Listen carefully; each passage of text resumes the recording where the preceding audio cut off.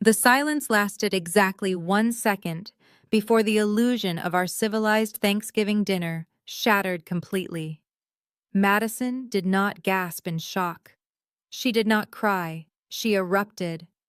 Her chair scraped violently against the hardwood floor as she lunged across the mahogany table with terrifying speed. Her manicured hand flew through the air, and before I could even brace myself, she slapped me hard across the left side of my face. The sharp cracking sound echoed off the vaulted ceilings of the dining room. The sheer force of her swing knocked her arm directly into my full glass of expensive Cabernet Sauvignon. The crystal shattered against the table edge, sending a tidal wave of dark red wine splashing heavily onto my pristine white silk dress. The cold liquid soaked instantly through the expensive fabric, leaving a massive blood-like stain across my chest and lap. My cheek burned with a stinging, furious heat, the imprint of her heavy diamond rings leaving a sharp scratch near my jawline. I sat perfectly still, my breathing slow and measured, waiting for the inevitable parental intervention. I waited for my father to shout at her for resorting to physical violence. I waited for my mother to hand me a napkin and ask if I was hurt. Neither of those things happened. Instead, my mother leaped from her chair and rushed entirely around the table, completely ignoring my bleeding cheek and ruined dress. She grabbed Madison by the shoulders, her voice trembling with frantic, misplaced concern. "Madison, sweetie, are you all right? Take deep breaths. Remember the baby. Did any of the glass cut you? Did that awful wine ruin your maternity gown?" Madison clutched her stomach, performing a dramatic, breathless sob that belonged on a soap opera. She leaned heavily against Jamal, burying her face in his tailored shoulder. "She is trying to destroy us, Mom. She is fabricating these disgusting lies to ruin my marriage and stress out my baby. I cannot believe my own sister would be this evil." My father slammed his heavy fist down on the table with enough force to rattle the serving dishes. His face was purple with pure rage, a vein bulging visibly in his neck. He pointed a shaking finger directly at my face, stepping aggressively into my personal space. "You are a sick, twisted girl, Becca!" he roared, his spit flying across the table. "I invited you into my home out of pure pity. We threw you a lifeline today, a chance to be part of something great, and this is how you repay us, by presenting forged fake documents at the dinner table to tear down a brilliant man. You are nothing but a jealous, bitter spinster who cannot stand the sight of a happy marriage." "Dad, the documents on that iPad have official SEC watermarks," I said, keeping my voice incredibly flat, refusing to let my emotions bleed through. "I am a distressed debt investor. I analyze financial fraud for a living. I am trying to protect you from federal investigations before Jamal takes everything you own." "Shut your mouth," he bellowed, cutting me off completely. "You are just furious because no man wants you. You look at your sister carrying a beautiful child, building a brilliant future with a highly successful CEO, and it eats you alive. You have spent your entire adult life trying to tear her down just because you are incapable of finding love or building a real family of your own." My mother turned her glare toward me, her eyes narrowing with absolute contempt. "You always do this, Becca. You always have to be the center of attention and ruin everything. When Madison had her beautiful wedding, you threw a tantrum about your college fund and moved out. Now she is pregnant and you are literally inventing financial crimes just to steal her spotlight. You are socially unfit for this family." Jamal stood up, adjusting his suit jacket with a look of profound manufactured disappointment. He played the victim with chilling perfection.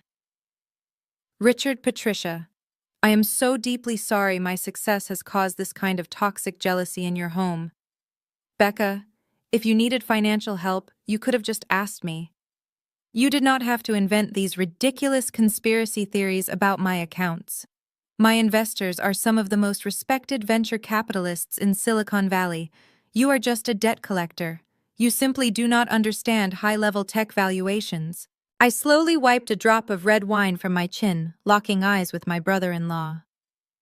"Venture capitalists do not wire seed funding to personal accounts in the Cayman Islands, Jamal, and they certainly do not use investor capital to pay off Madison's black card." My father slammed his fist down again, permanently silencing the room. The rage in his eyes was absolute. There was no father looking at a daughter in that moment. There was only an arrogant, status-obsessed man defending his fragile ego and his golden child. He marched to the front of the dining room and pointed a rigid finger toward the heavy oak front door. Outside, the freezing New York winter wind was howling, whipping heavy snow against the glass panes.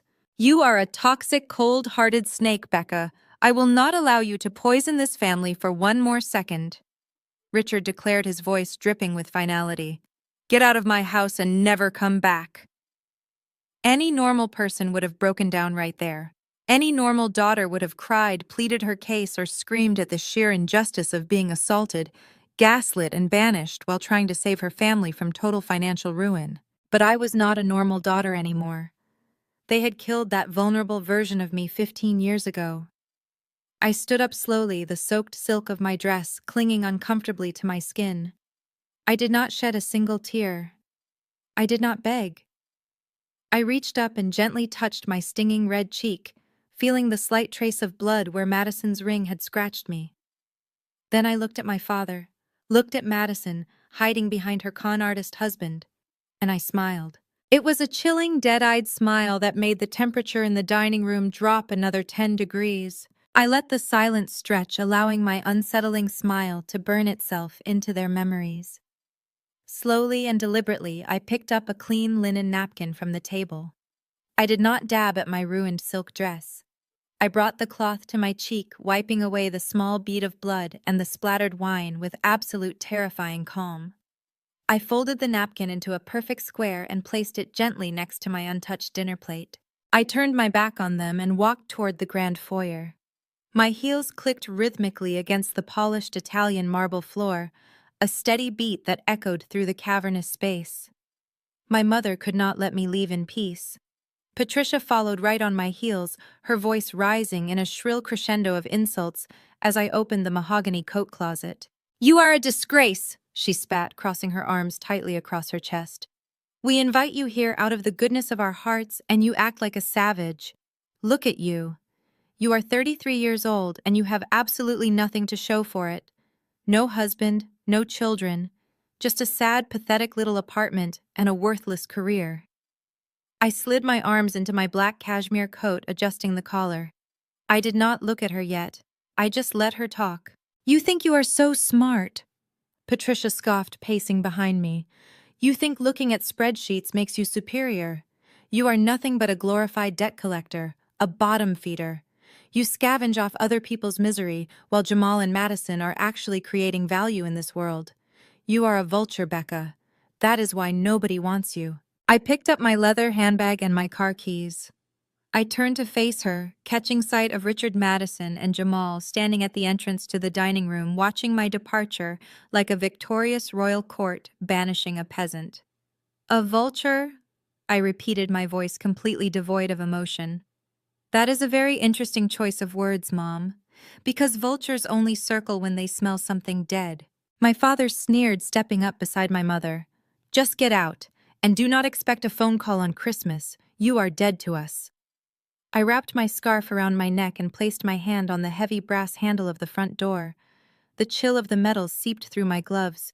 I looked at the four of them, memorizing the arrogant, secure expressions on their faces. "I will gladly leave," I said, my voice echoing clearly through the grand foyer. "But I highly suggest you go back in there and eat as much of that roasted turkey as you possibly can. Savor the expensive wine. Enjoy the warmth of that fireplace." Madison rolled her eyes, leaning her head on Jamal's shoulder. "Oh my God, stop being so dramatic and just leave." I ignored her, locking my gaze directly onto my father. "Because by sunrise, Richard, not a single plate, not a single chair, and not a single brick in this house will belong to you." Madison threw her head back and let out a loud, mocking laugh. It was that sharp, condescending sound she had used to belittle me since we were teenagers. "You are completely insane," she giggled, waving her diamond-clad hand at me. "You are literally making empty threats because you are embarrassed. Just go home to your cats, Becca." Richard shook his head in disgust. "Pathetic. Absolutely pathetic."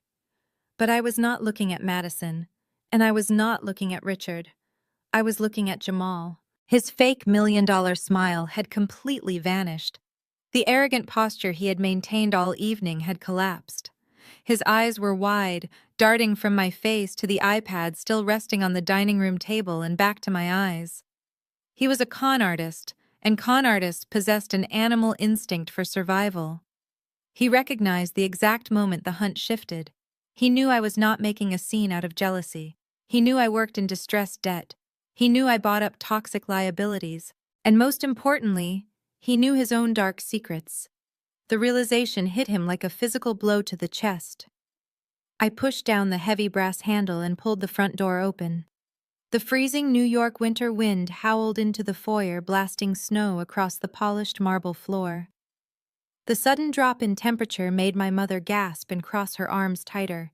"Happy Thanksgiving," I said, stepping out into the brutal cold and pulling the door firmly shut behind me. The freezing air whipped against my wet dress beneath my coat, biting into my skin, but I felt absolutely nothing but pure, unadulterated focus. I walked down the brick pathway toward my Range Rover, parked in the circular driveway. The snow was falling heavily now, coating the manicured lawns of Greenwich in a thick layer of white. I unlocked my car, the headlights flashing in the dark. Before I could even reach the handle, the heavy front door of the mansion burst open behind me. "Wait." The panicked shout cut through the howling wind. I turned around. Jamal came sprinting out into the freezing snow. He had not even stopped to grab his coat. He was running across the icy driveway in his expensive tailored suit, his dress shoes slipping on the slick bricks. The confident tech CEO was gone, replaced by a desperate, terrified man who had just realized the floor beneath his feet was made of glass and I was holding the hammer. I stood by my car door watching him scramble toward me, knowing exactly what was about to happen. Jamal closed the distance between us in seconds. The heavy snow was already accumulating on the shoulders of his custom-tailored suit jacket, melting instantly against his heated, panicked skin. His expensive leather loafers lost traction on the icy driveway, causing him to stumble awkwardly before he caught his balance. The polished, charismatic executive who had just been holding court in my parents' dining room was completely erased. In his place stood a frantic, sweating man whose carefully constructed house of cards was suddenly vibrating under the weight of severe reality. He did not stop at a polite conversational distance. He kept walking until he was mere inches away from me, using his commanding height to loom over my frame. His broad shoulders blocked out the warm glow of the mansion's porch lights, casting a dark, imposing shadow over me. He took another step forward deliberately, backing me right up against the freezing metal door of my Range Rover. It was a classic corporate intimidation tactic. Use physical space to dominate, project blind aggression, force the opponent to shrink and submit. I felt the icy steel of the car door pressing through my cashmere coat, but I kept my spine perfectly straight. I did not shrink. I tilted my chin up and met his furious, panicked gaze without a single flinch. "Listen to me very carefully, Becca," Jamal hissed, his voice dropping to a low, venomous growl that my parents had never heard. The smooth, charming cadence he used to woo my father was entirely absent. "I do not know what kind of sick game you think you are playing in there. I do not know what fake spreadsheets you managed to scrape together to try and ruin my night. But you are going to walk away right now and keep your damn mouth shut. Do you understand me? You are not going to say another word to Richard, to Patricia, or to anyone in my professional network." I remained perfectly silent, studying the erratic pulse beating rapidly at the base of his neck. My calculated silence only made him angrier. He slammed his hand flat against the window of my car, trapping me between his arms. "I know people, Becca," he threatened, leaning in closer, a cloud of expensive cologne and hot breath washing over my face. "Powerful people. I sit on boards with venture capitalists who can crush your little debt collection career with one phone call. I will drag your name through the mud in every financial circle in Manhattan. I will tell them you are unstable, that you fabricate documents out of petty family jealousy. I will sue you for corporate espionage and defamation until you are living out of a cardboard box. If you try to sabotage my investors, I will personally guarantee that you never work in this industry again." When the threats failed to produce a reaction, his eyes darted around the snowy driveway. The panic was starting to override his anger. He lowered his voice, shifting to a desperate conspiratorial whisper. Look, I can cut you in, Jamal offered, trying to deploy his salesman charm. 10% of the Series B funding, pure liquid cash. Just walk away and let me secure this bridge loan. You are a businesswoman, let us make a deal. He expected fear. He expected me to apologize or at least attempt to negotiate his bribe. He expected the traditional dynamic where men like him bullied and bought women like me into submission. I reached up and calmly brushed a snowflake from the lapel of his ruined suit. 074299881-400, I said. My voice was steady, quiet, and absolutely lethal. Jamal stopped breathing. The aggressive posture instantly drained from his body. His hands, which had been gripping the roof of my car, fell limp to his sides. That is the exact routing and account number for the offshore shell corporation you registered under Madison's maiden name in the Cayman Islands. I continued speaking slowly, so every single syllable could carve its way into his panicked brain. An account that is currently holding precisely $4,822,614.32. I watched the color completely drain from his face. The snowy night air was well below freezing, but a fresh bead of sweat rolled down his temple. He opened his mouth to speak, but only a dry, choking sound came out. You set up a fake vendor shell in Delaware, I explained, maintaining intense, unwavering eye contact. You invoiced your own startup for phantom server infrastructure costs and funneled the seed capital straight into that offshore account. On October 12th, you wired $600,000. On November 3rd, you wired another $1 million. You used that stolen capital to buy my father's affection. You used it to lease Madison's sports cars. You used it to buy the illusion of success. How? Jamal gasped, his voice trembling so violently he could barely form the single word. How do you know those numbers? Those accounts are encrypted. They are buried behind layers of dummy corporations. I buy bad debt, Jamal, I replied, my tone devoid of any empathy. I do not just look at what people owe. I track exactly where the money went. When I find a leak, I follow the pipes. You thought you were a genius for moving money offshore, but you left digital fingerprints all over the wire transfers because you were too arrogant to hire a real financial cleaner. You left a trail a mile wide. Jamal took a physical step back, his legs visibly shaking. The intimidating, towering posture was completely broken. He looked exactly like a man standing on the gallows watching the executioner's hand move toward the lever. He wrapped his arms around himself, suddenly violently aware of the freezing temperature. He began hyperventilating, his breath coming in short, ragged white clouds as the absolute reality of his destruction settled over him. I stepped forward, closing the distance he had just created.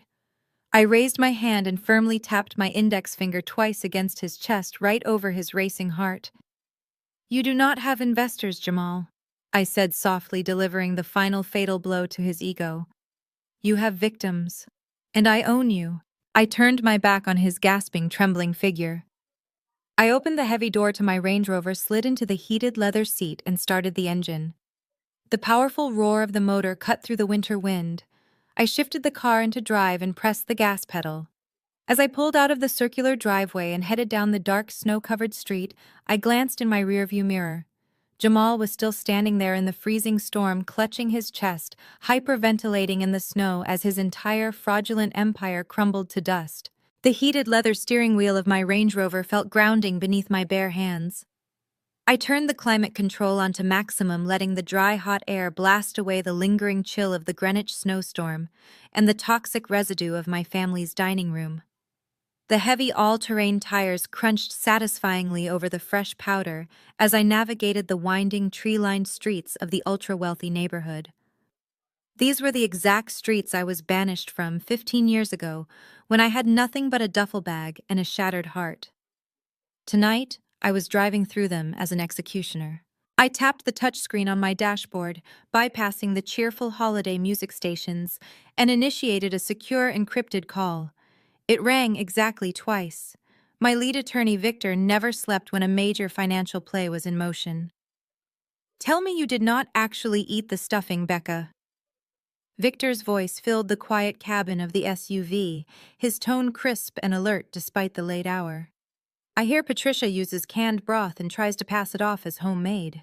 I barely survived the appetizers, I replied, keeping my eyes locked on the icy road ahead. They served a healthy portion of delusion garnished with a physical assault. Madison slapped me. Richard threw me out into the snow. A sharp, aggressive intake of breath hissed through the car speakers. Assault! Do you want me to dispatch local law enforcement right now? We can have her arrested for battery before the dessert plates are even cleared from their table. No, I said, a genuine, chilling smile finally touching my lips in the darkness of the car. Handcuffs are entirely too temporary for what they deserve. I prefer permanent generational ruin. Give me the current status on the Greenwich portfolio. I heard the rapid, precise clacking of a mechanical keyboard on Victor's end. Pulling up the master file now. Your father truly is a spectacular study in financial incompetence. To maintain the illusion of being old money, Richard quietly leveraged the family estate to the absolute brink. 2 years ago, when Jamal's fake tech company needed quote-unquote seed capital to keep up appearances, Richard could not secure a traditional bank loan.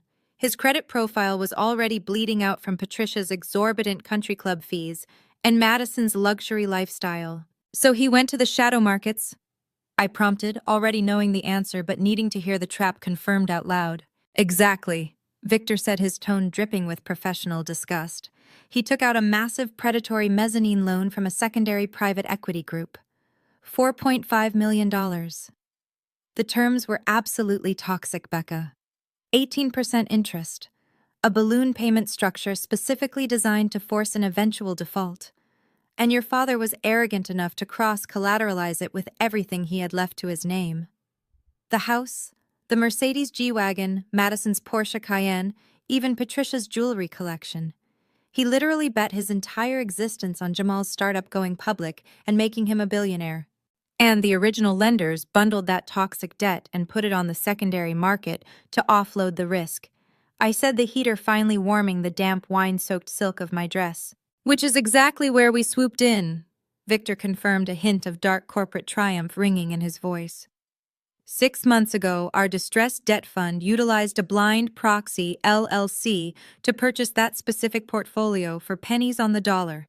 We acquired the paper, the liens, the collateral rights, everything. Richard thinks he owes money to a faceless corporate entity registered to a post office box in Delaware.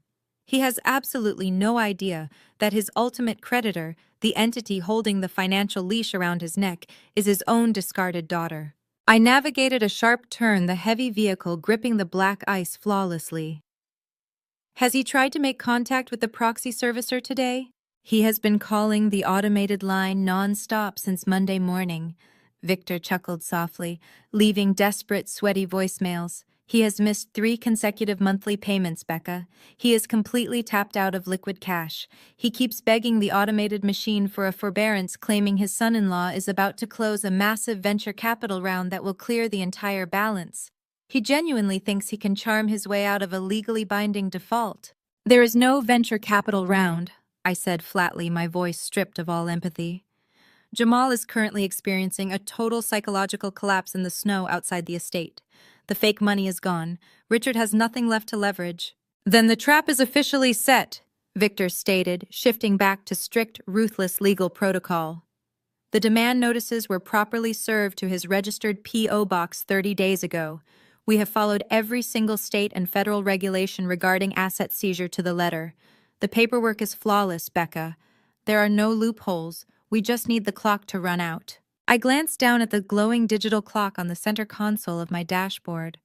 The bright white numbers stared back at me in the dark cabin. 11:45 p.m.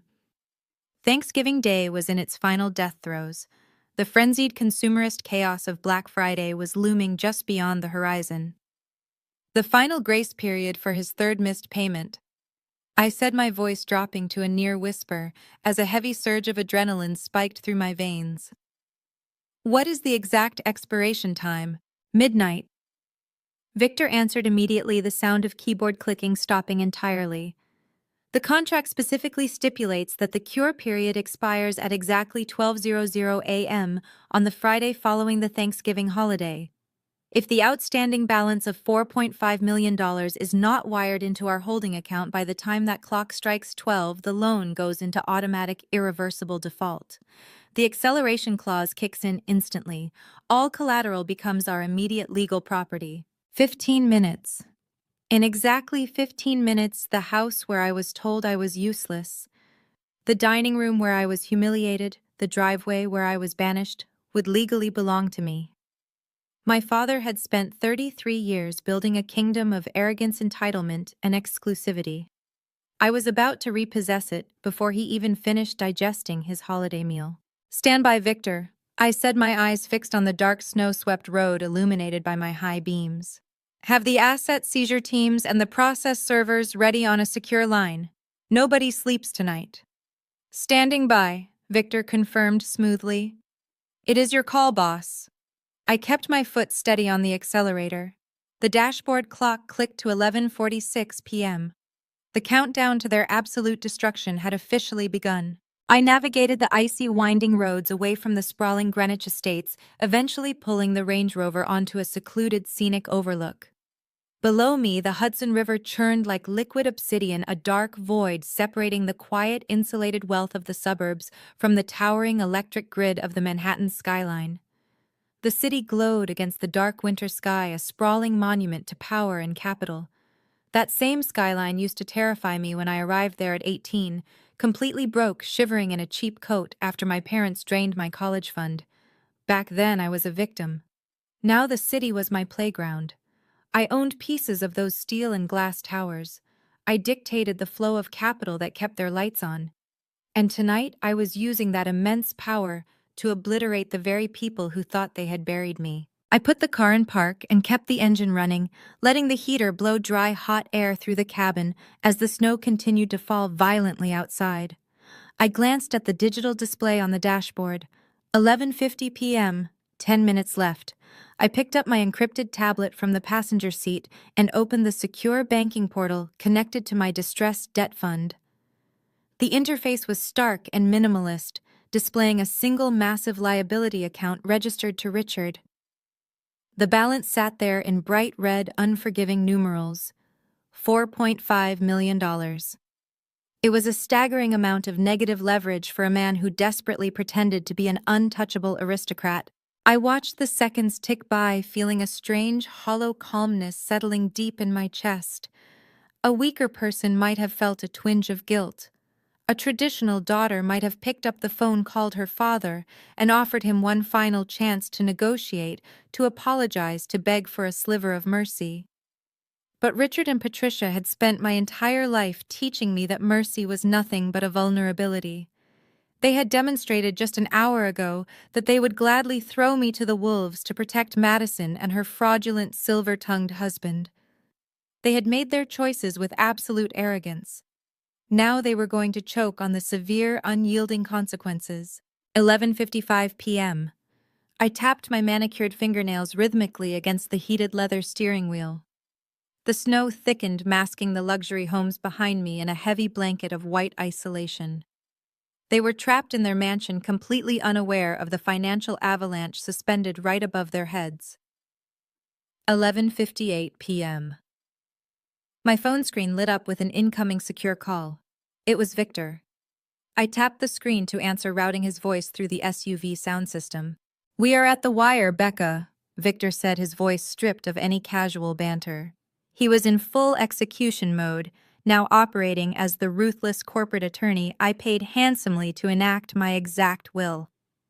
"The automated clearinghouse system has run its final sweep for the day. Richard has not initiated any wire transfers. He has not posted a bond. He has not deposited a single cent into the holding account to cure the delinquency. The account remains severely delinquent." I kept my eyes locked on the dashboard clock. 11:59 p.m. The final 60 seconds stretched out taut and heavy with adrenaline. I did not blink. I did not take a single breath. I just watched the digital numbers prepare to shift. "He is banking on his status," I said, my voice echoing coldly in the quiet car. "He thinks he can call the loan servicer on Monday morning, drop a few names, and charm his way out of a default. He thinks the rules do not apply to him because he lives in Greenwich." The rules of compound interest apply to everyone, Victor replied sharply. Midnight, 12:00 a.m. A sharp, high-pitched ping echoed through the cabin of my car from the tablet. A bright red automated alert flashed across the high-definition screen. Status update default confirmed. It is midnight, I announced, feeling a surge of pure, unfiltered power rush through my veins.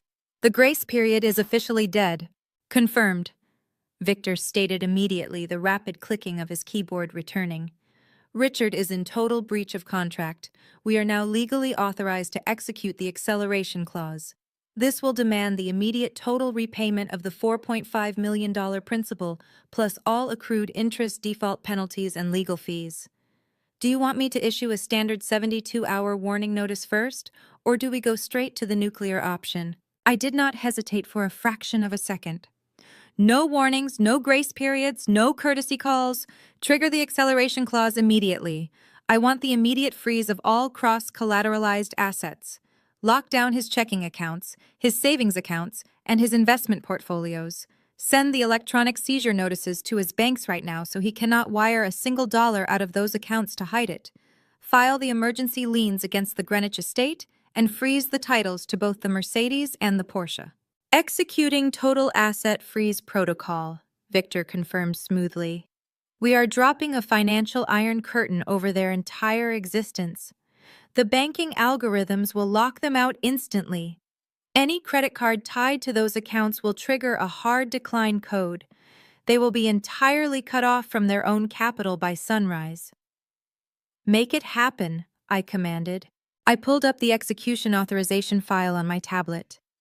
The legal document required one final digital signature from the fund manager to deploy the highly coordinated strike. I pressed my thumb against the biometric scanner. A green checkmark illuminated the screen, verifying my identity and locking my command into the system. The digital clock shifted to 12:01 a.m. I hit send. The transmission bar filled instantly, uploading the kill switch directly into the global banking network. The dominoes had officially begun to fall. Miles away inside the suffocating warmth of the Greenwich mansion, the reality of my digital strike had not yet materialized. The grand living room was a portrait of oblivious privilege. The massive stone fireplace crackled, casting a golden glow over the imported Italian leather sofas. Madison and Patricia had completely brushed off my departure. To them, my exit was just another dramatic tantrum from the jealous, bitter sister. They had quickly returned to their true passion, which was mindless, exorbitant consumption. Madison lounged horizontally across the sofa, resting her iPad on her pregnant belly. She was hyper-focused on the midnight Black Friday designer, drops her fingers flying across the glossy screen. She was building an online shopping cart that bordered on the obscene. A limited edition imported baby stroller worth more than a reliable used car. Matching rose gold Cartier watches for her and Jamal. A bespoke suite of European maternity wear. She was preparing to spend tens of thousands of dollars, completely oblivious to the fact that her husband was currently outside in the freezing snow, experiencing a total psychological collapse. The digital clock on her screen shifted to 12:02. Madison casually tapped the checkout button, authorizing the massive charge to her American Express Centurion card. She expected the familiar, satisfying chime of a completed purchase. Instead, the screen loaded, the little circle spinning for a few seconds longer than usual. Then a sharp, aggressive red notification banner dropped down from the top of her iPad. Payment declined. Please contact your card issuer. Madison scoffed aloud, rolling her eyes at the inconvenience. She muttered a complaint about fraud protection algorithms being entirely too sensitive during holiday sales. Without a second thought, she reached into her designer wallet, pulled out a heavy platinum Visa, and rapidly typed in the secondary numbers. She hit submit again. Another spinning wheel. Another bright red banner. Transaction denied. Account frozen. Annoyance quickly shifted to genuine frustration. Madison kicked off her cashmere blanket and nudged our mother. She complained that the banking servers must be crashing from all the holiday traffic, blaming the digital bottleneck on the working-class masses fighting over discounted electronics. Patricia, eager to secure her own cart of marked-down Prada handbags and expensive skincare sets, waved her off with a dismissive flick of her wrist. "Just use my card, sweetie," Patricia said, tapping the checkout button on her own device. Her screen froze for a fraction of a second, then violently rejected the transaction. Hard decline code. Patricia frowned, her perfectly manicured fingernail tapping the screen aggressively. She tried a different card, one linked directly to Richard's primary checking account. Declined. Insufficient funds or account suspended. The harsh uppercase words glared at them in the dimly lit living room, completely out of place in their world of endless capital. Patricia stood up, her expensive silk robe rustling against her ankles, and marched down the long carpeted hallway. She headed straight to Richard's ground-floor study, where he had retreated with a glass of bourbon after throwing me out into the blizzard. She burst through his heavy oak doors without knocking, demanding his physical wallet. She claimed the banks were experiencing a ridiculous holiday glitch, and she needed his direct corporate black card to bypass the system. Richard, exhausted and still nursing his bruised ego from our dinner confrontation, handed it over with a heavy grumble. He told her to hurry up and let him sleep. Patricia marched triumphantly back to the living room. She typed the elite corporate card details into the checkout portal and hit submit with absolute confidence. For a third time, the bright red error message illuminated her angry face. "Call your financial institution immediately." The arrogant, untouchable security of the Greenwich mansion began to rot from the inside out. Madison, breathing heavily now, tried to log directly into her mobile banking app to check her balances. The app refused her facial recognition. It threw up a stark white warning screen. "Access revoked. Please contact customer service regarding foreclosure and asset seizure proceedings." Madison dropped her phone onto the plush Persian rug, her hands suddenly trembling uncontrollably. Patricia stared at her own frozen screen, the horrifying realization slowly crawling up her spine. The banking glitch was not a glitch.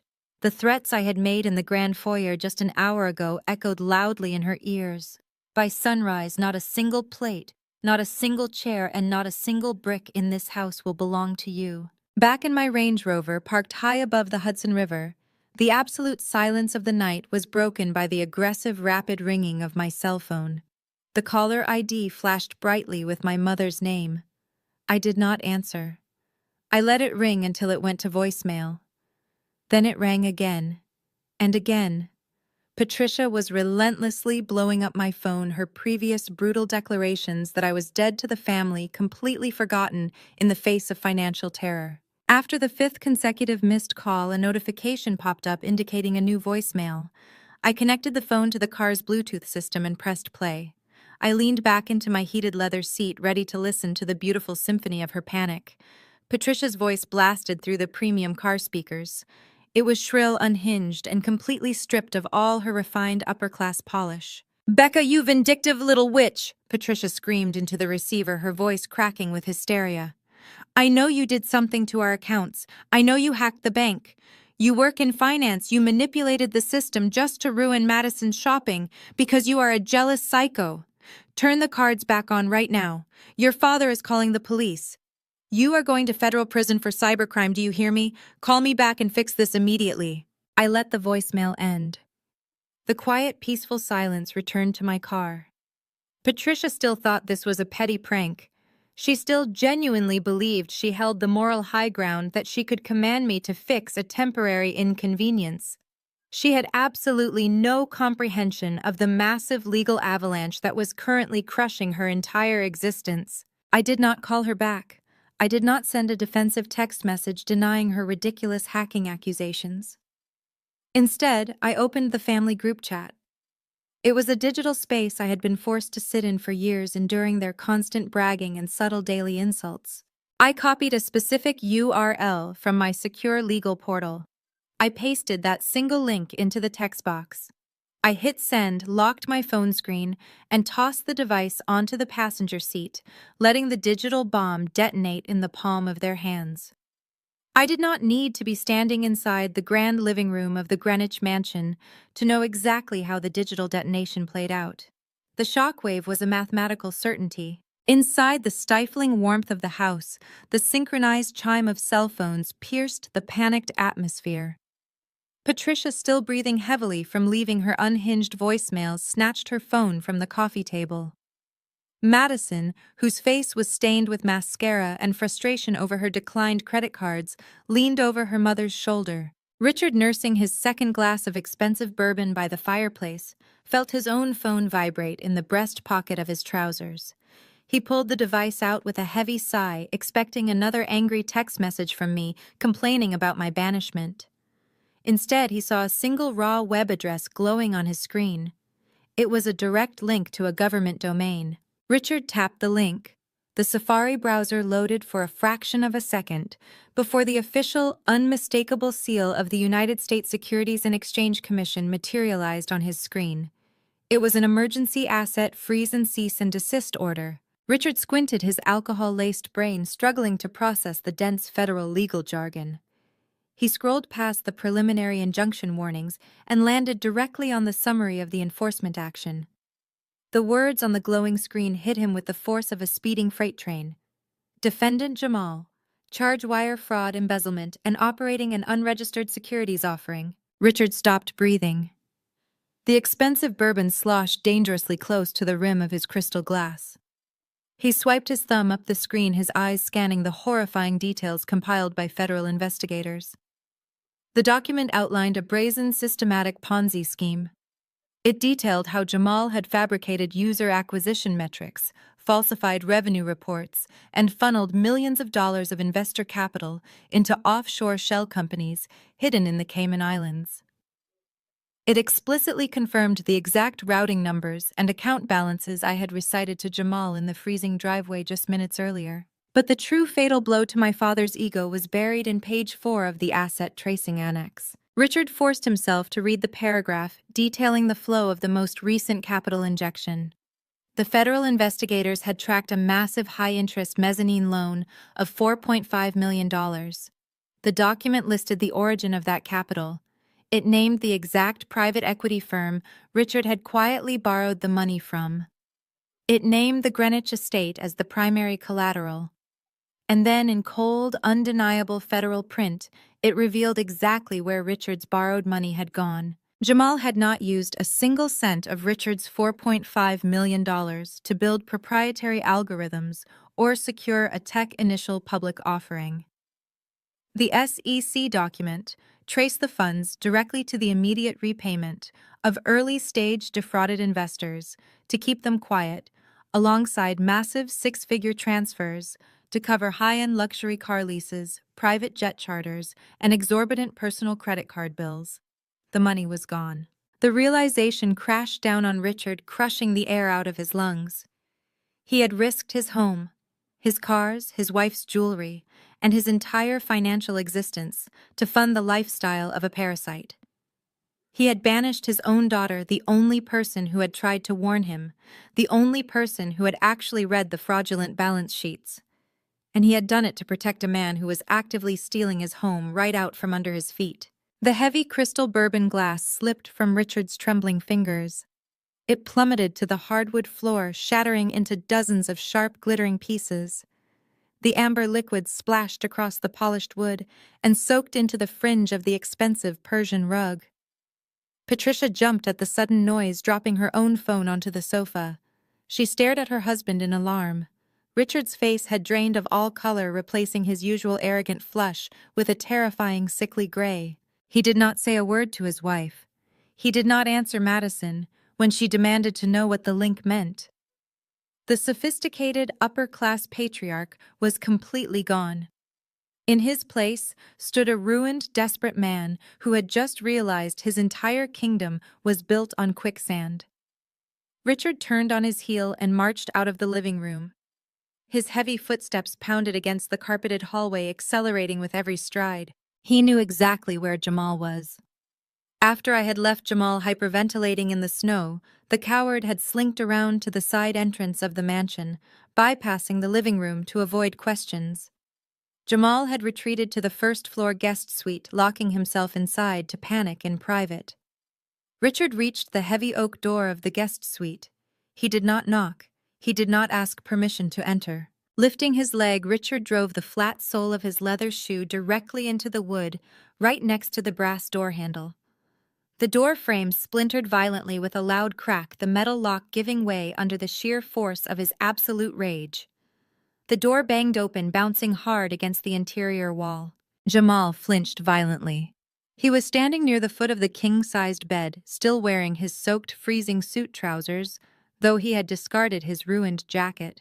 He was frantically stuffing a stack of customized passports, several expensive watches, and thick banded stacks of emergency cash into a designer leather duffel bag. He was attempting to flee before the federal agents arrived. Richard stepped over the splintered wood, his fists clenched so tightly his knuckles were completely white. "You stole my house!" Richard roared, the sound tearing through the mansion like thunder. Jamal backed away, holding his hands up defensively, his charismatic smile replaced by pure cornered terror. He stammered, trying to deploy one last desperate lie, trying to claim the SEC document was a misunderstanding, a competitor's smear campaign, a temporary regulatory hurdle. Richard did not let him finish a single sentence. My father lunged across the bedroom. He grabbed Jamal by the collar of his wet, expensive dress shirt, twisting the fabric tightly in his fists. He slammed the younger, taller man backward into the heavy mahogany dresser. Framed photographs and decorative vases crashed to the floor, shattering glass across the expensive carpet. A vicious, uncontrolled physical fight broke out between the two men of the house. Jamal, desperate to escape federal prison, threw a panicked punch, catching Richard on the side of the jaw. But Richard possessed the terrifying adrenaline-fueled strength of a man who had just lost everything. He tackled Jamal to the floor, pinning him against the edge of the bed frame. In the hallway behind them, Patricia and Madison finally arrived at the shattered doorway. Patricia began screaming hysterically, clutching her face as she watched her husband and her beloved son-in-law brutally tearing each other apart. Madison shrieked, begging them to stop, her hands hovering protectively over her pregnant belly. But there was no stopping the violence. It was the physical manifestation of their financial ruin. The sophisticated, wealthy family image they had guarded so fiercely was dead, replaced by blood-shattered glass and absolute unforgiving betrayal. The physical fight was brutal, entirely stripped of the country club refinement my father had spent decades cultivating. Richard drove his knee into Jamal's ribs, pinning the younger man against the shattered remains of the mahogany dresser. Jamal swung blindly, his knuckles catching Richard on the cheekbone with a sickening thud. The two men crashed onto the expensive Turkish rug, knocking over a heavy brass floor lamp that smashed into the drywall. Patricia stood in the ruined doorway, clutching the sides of her face. She unleashed a piercing, hysterical scream, the kind of raw, unfiltered noise she would have previously deemed entirely too low class for a Greenwich neighborhood. She rushed forward, grabbing the back of Richard's ruined button-down shirt, desperately trying to pull him off her son-in-law. Madison did not try to stop the violence for the sake of peace. She threw herself into the fray purely to protect her fraudulent husband. She smacked her father repeatedly on the shoulder, screaming at the top of her lungs, her designer maternity dress tearing at the seam. "Get off of him! Get your hands off my husband!"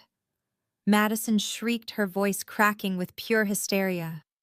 "You are going to hurt the baby!" Richard shoved Madison aside just hard enough to get her out of his strike zone. He grabbed Jamal by the collar again, hauling the younger man halfway off the floor.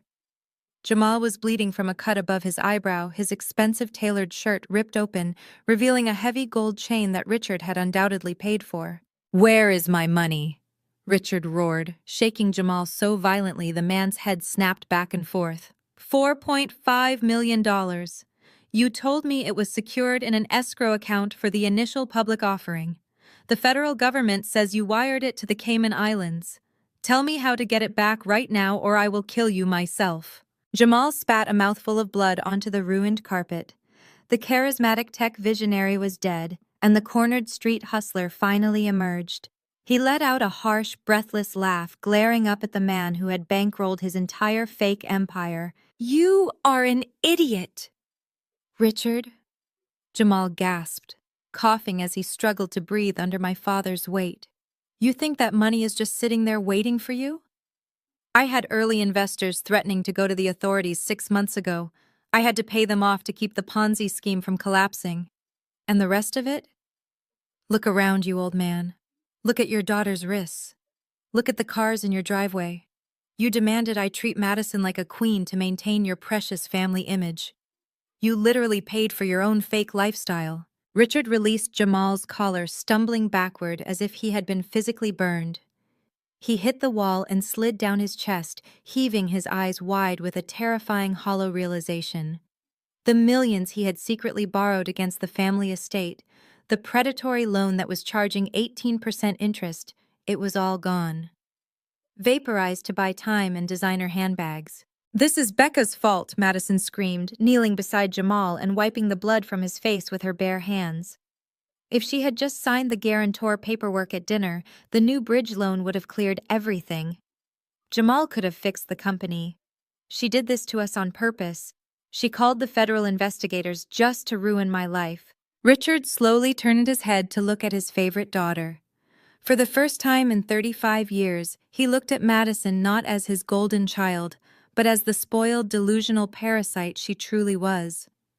"Shut up, Richard," whispered his voice, shaking with absolute venom. "Just shut your mouth, Madison. Your sister did not cause this. Your husband is a federal criminal, and you are a blind, greedy fool who bankrupted your own family." Patricia gasped, rushing to put a protective arm around Madison. "Richard, do not speak to her that way. She is pregnant. We need to figure out a plan. We need to hire lawyers. We need to move whatever cash we have left before the government freezes our personal accounts." The word cash seemed to jolt Richard back to reality. The Securities and Exchange Commission filing had only mentioned freezing Jamal's assets, but Richard knew how federal investigations worked. Once they realized Richard's borrowed funds were tied up in the fraud, they would subpoena his accounts next.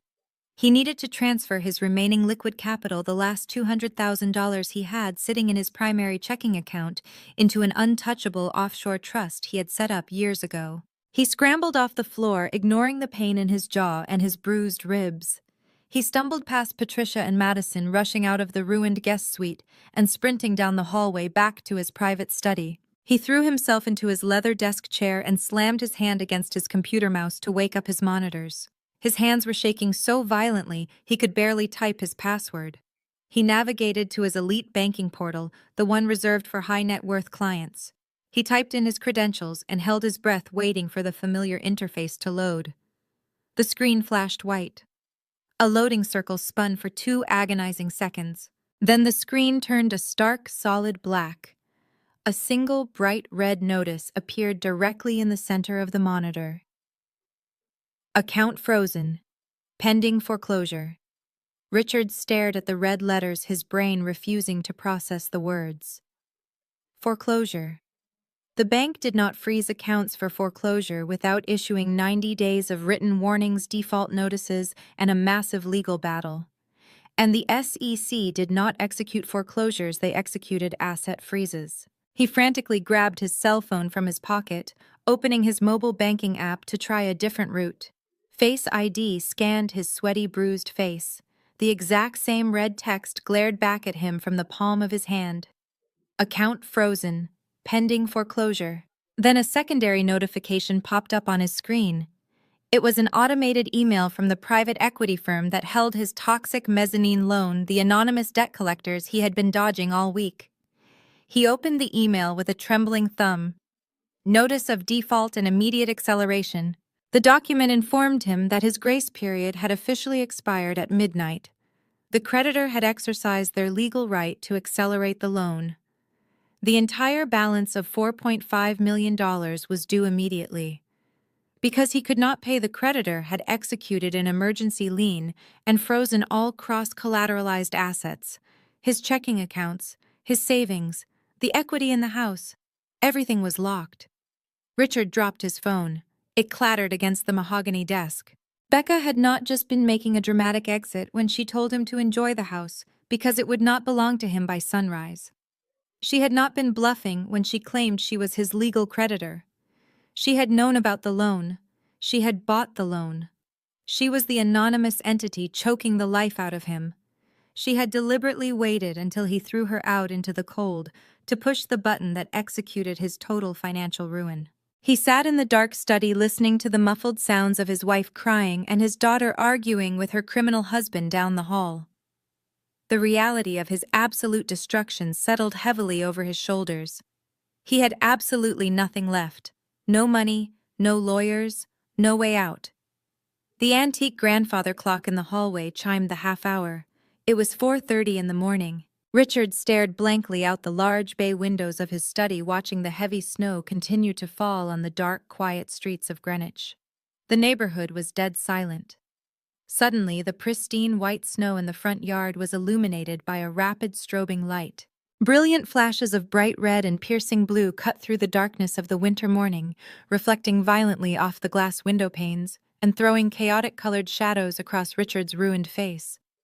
Multiple heavy vehicle engines idled loudly right outside his front door. The heavy vehicle engines idled loudly outside the front door, a low, menacing rumble that vibrated through the floorboards of the study.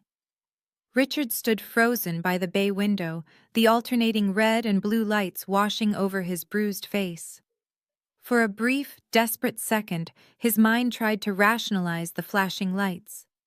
He convinced himself that a neighbor had called the local Greenwich precinct to file a noise complaint. The shattering glass and screaming from the guest suite must have echoed across the property line. A noise complaint was manageable. A noise complaint was something a man of his status could wave away with a firm handshake, a forced smile, and a generous donation to the Policeman Benevolent Association. Richard smoothed his trembling hands over the front of his torn, blood-stained dress shirt. He took a deep breath, forcing his chest to expand, attempting to summon the authoritative aura of the wealthy patriarch he had played for decades. He turned away from the window and marched back down the long hallway toward the grand foyer.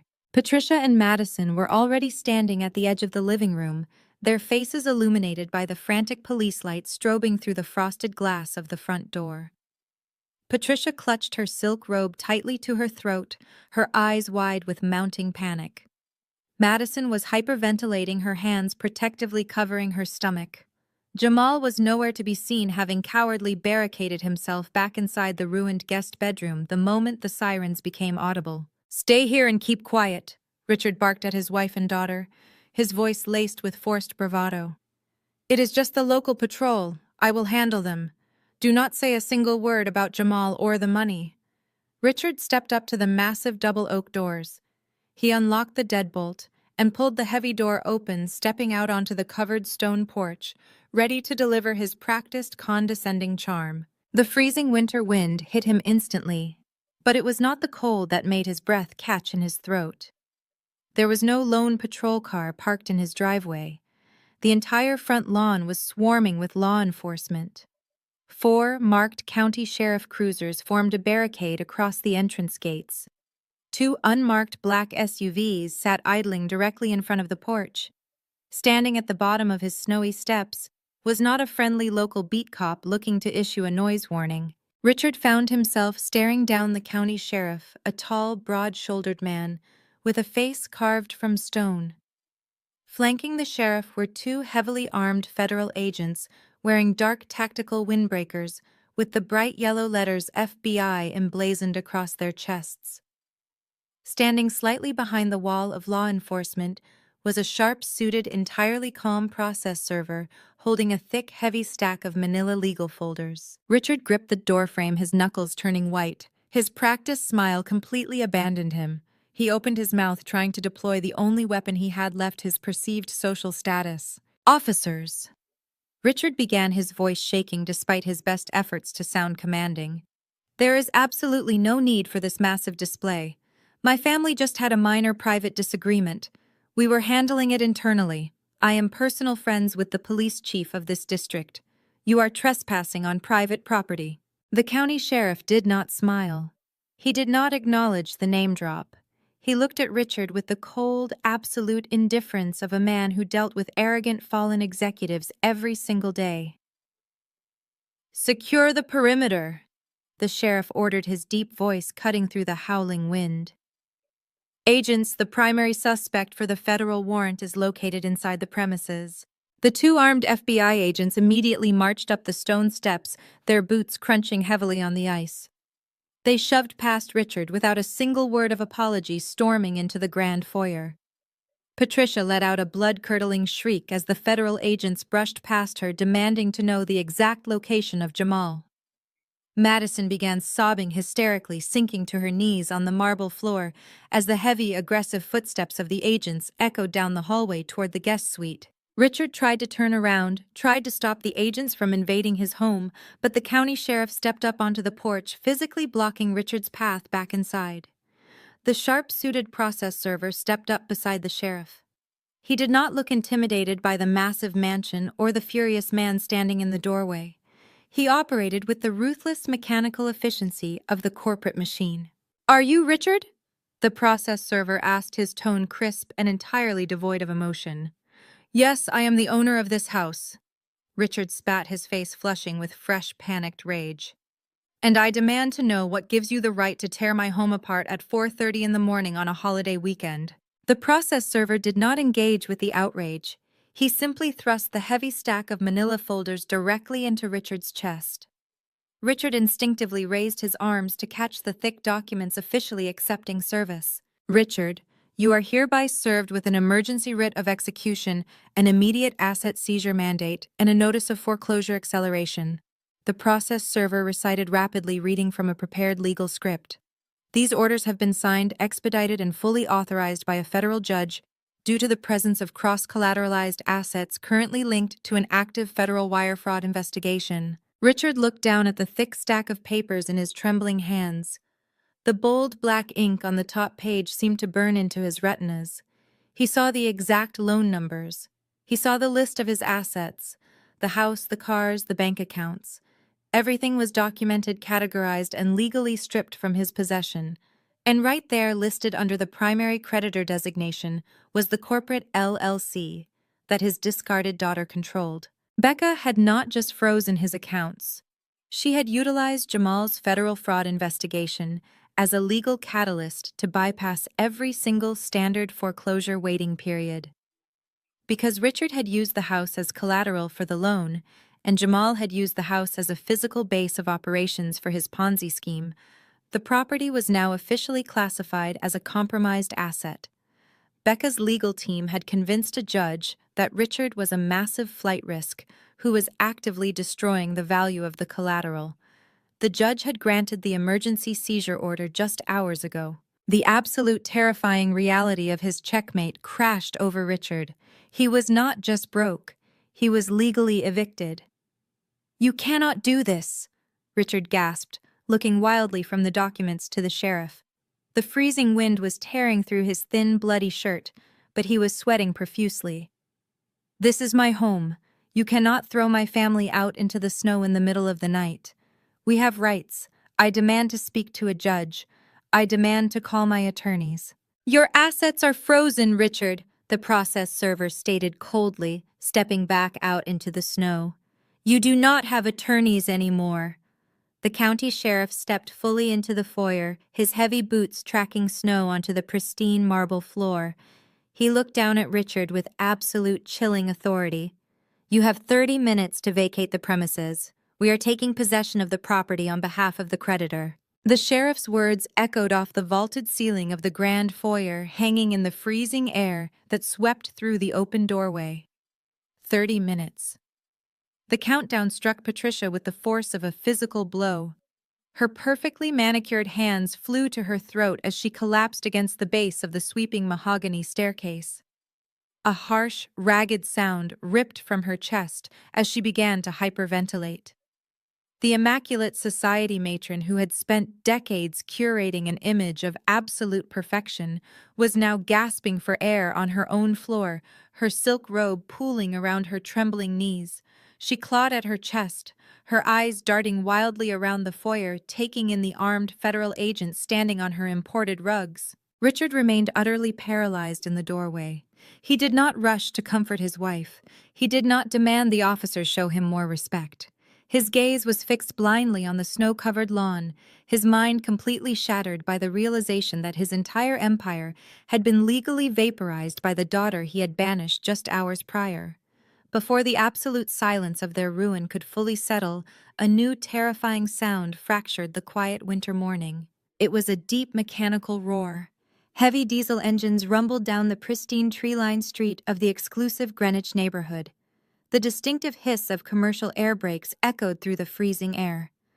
Through the open front doors, Richard watched in fresh horror as two massive heavy-duty tow trucks backed aggressively through the wrought iron gates of the estate. Bright rotating amber lights flared atop the massive trucks, mixing chaotically with the red and blue police strobes already washing over the property. The repo men had arrived. Becca had not simply authorized a digital freeze on the bank accounts. She had ordered the immediate physical repossession of every single cross-collateralized asset tied to the defaulted loan. The financial execution was designed to leave no stone unturned. The two tow trucks maneuvered expertly into the wide, circular driveway, their heavy, studded tires crushing the immaculate landscaping. Two men wearing high-visibility winter jackets hopped down from the cabs. They carried heavy steel chains and hydraulic controls, moving with the practiced, ruthless efficiency of professionals who repossessed vehicles for a living. They did not care about the address. They did not care about the size of the mansion. They only cared about the VIN numbers, matching their digital seizure orders. One of the men walked directly toward the custom white Porsche Cayenne, parked near the garage. The other headed straight for Richard's matte black Mercedes G-Wagon. Inside the hallway, Madison heard the loud crunching of the tires and the heavy clanking of steel chains. She peeked around the corner of the foyer, her tear-streaked face pale with shock.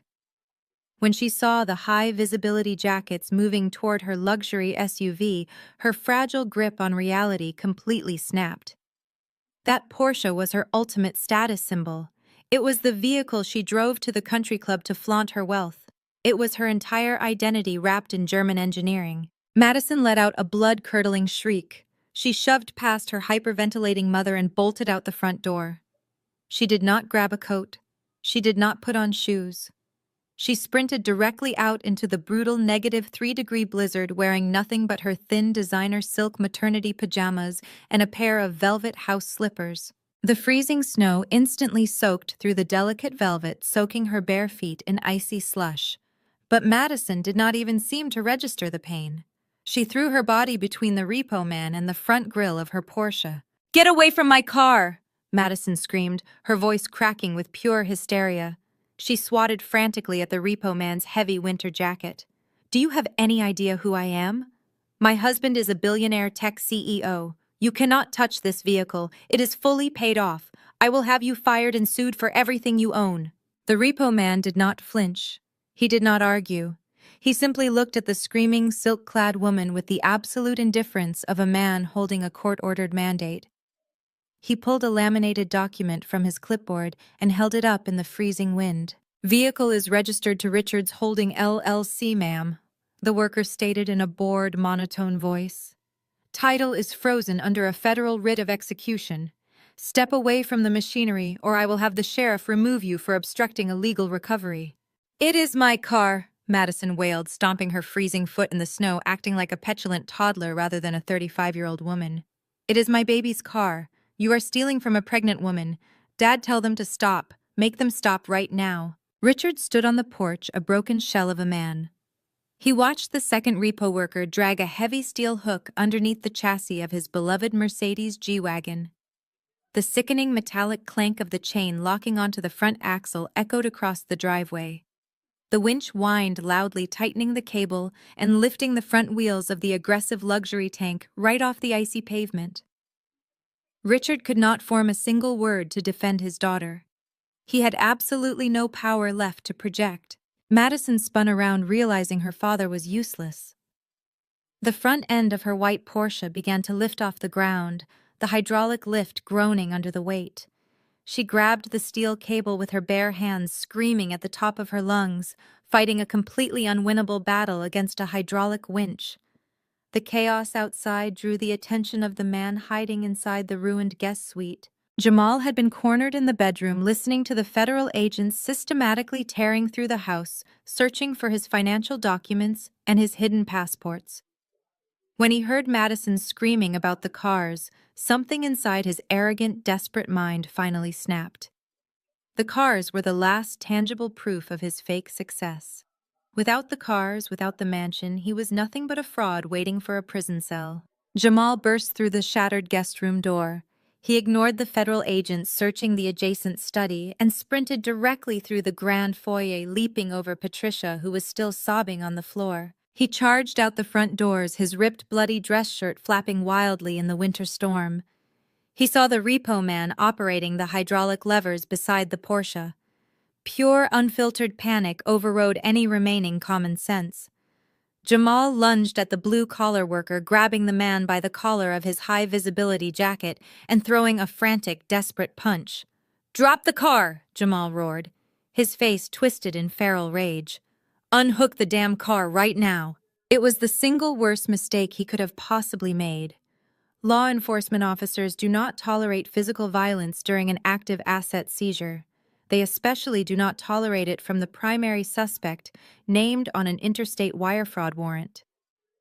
The two FBI agents who had followed Jamal out of the house moved with terrifying tactical precision. They did not shout a warning. They did not ask him to calm down. Before Jamal could throw a second punch, the lead federal agent hit him like a freight train. The agent drove his shoulder directly into Jamal's back, wrapping his arms around the fake CEO's waist and lifting him clean off his expensive leather shoes. Jamal let out a startled gasp as he was thrown through the air. He slammed face first onto the brutal ice-covered concrete of the driveway. The impact knocked the wind completely out of his lungs, driving his bruised cheekbone hard against the freezing slush. Before Jamal could even attempt to push himself up, the second agent dropped his full body weight onto Jamal's spine, driving a knee sharply between his shoulder blades. The heavy crunch of the tackle silenced Madison's screaming. She froze in absolute terror, watching her charismatic, untouchable husband eat the icy driveway, his arms forcefully yanked behind his back by the federal agents. The sharp, unmistakable click of heavy steel ratcheting shut echoed through the freezing morning air. The federal agent locked the handcuffs tightly around Jamal's wrists, securing his arms firmly behind his back. Jamal squirmed against the icy concrete, letting out a pathetic, breathless whine as the agent hauled him roughly to his knees, then dragged him up to his feet. The custom-tailored dress shirt, which Jamal had worn like a billionaire's armor just hours earlier in my parents' dining room, was now torn, soaked in freezing slush and stained with his own blood. "Jamal Vance!" The lead FBI agent barked, his voice carrying absolute terrifying authority over the howling wind. "You are under arrest for interstate wire fraud, embezzlement, and operating an unregistered securities offering. You have the right to remain silent. Anything you say can and will be used against you in a court of law. You have the right to an attorney. If you cannot afford an attorney, one will be provided for you." The Miranda rights hung in the air, a verbal death sentence to the fraudulent tech empire my family had worshipped. Jamal did not look defiant. He did not look like a visionary CEO plotting his sophisticated legal defense. He looked exactly like a cornered street hustler who had finally run out of runway. He hung his head, his chin resting against his chest, refusing to look at his wife or his father-in-law as the federal agents frog-marched him toward the back of a waiting armored SUV. He offered no resistance as they shoved him into the back seat, the heavy door slamming shut like a vault. Madison stood paralyzed in her soaking wet silk pajamas. The reality of the federal arrest simply could not penetrate the thick, protective bubble of entitlement she had lived inside for 35 years. Her brain fundamentally refused to process the image of her husband being hauled away like a common criminal. She had spent her entire life insulated by wealth, trained to believe that any problem could be solved by swiping a black card or dropping her father's name. She spun around, her bare, freezing feet slipping slightly on the ice. She locked her panicked eyes onto her father, who was still standing on the stone porch, a hollow, broken shell of a patriarch. "Dad, do something!" Madison shrieked, her voice cracking with desperate, unhinged entitlement. She ran toward the porch, her arms flailing wildly, her designer pajamas clinging to her shivering frame. "They are making a mistake. You know the police chief. You play golf with the federal judges. Call your lawyers right now. Tell them to bring the bail money. Jamal cannot go to a federal holding cell. I am pregnant. My baby needs its father. We have a reputation to maintain in this neighborhood. Pay the bail, Dad. Just pay the bail and get him out of that car." She grabbed the lapels of Richard's ruined shirt, shaking him as if she could physically force him back into the role of the all-powerful provider. She expected him to pull out his phone, dial a private fixer, and make the ugly reality disappear with a massive wire transfer. That was how their dynamic had always functioned. Madison created a mess, and Richard buried it under a mountain of cash to protect the family image. Richard stared down at his favorite daughter. He looked at her frantic, tear-streaked face, her ruined luxury sleepwear, and the bloated sense of superiority that he himself had cultivated within her since she was a child. He looked past her shoulder to the driveway where the repo men were currently chaining down the last tires of the Mercedes G-Wagon and the Porsche Cayenne. He heard the massive diesel engines revving, preparing to haul away the last physical symbols of his success. Something deep inside Richard's chest finally violently snapped. The dam holding back decades of enabling pride and financial desperation completely ruptured. "With what money?" Richard roared, the sheer volume of his voice startling the nearby law enforcement officers. Madison recoiled, dropping her hands from his shirt. She stared at him, her eyes wide with pure shock.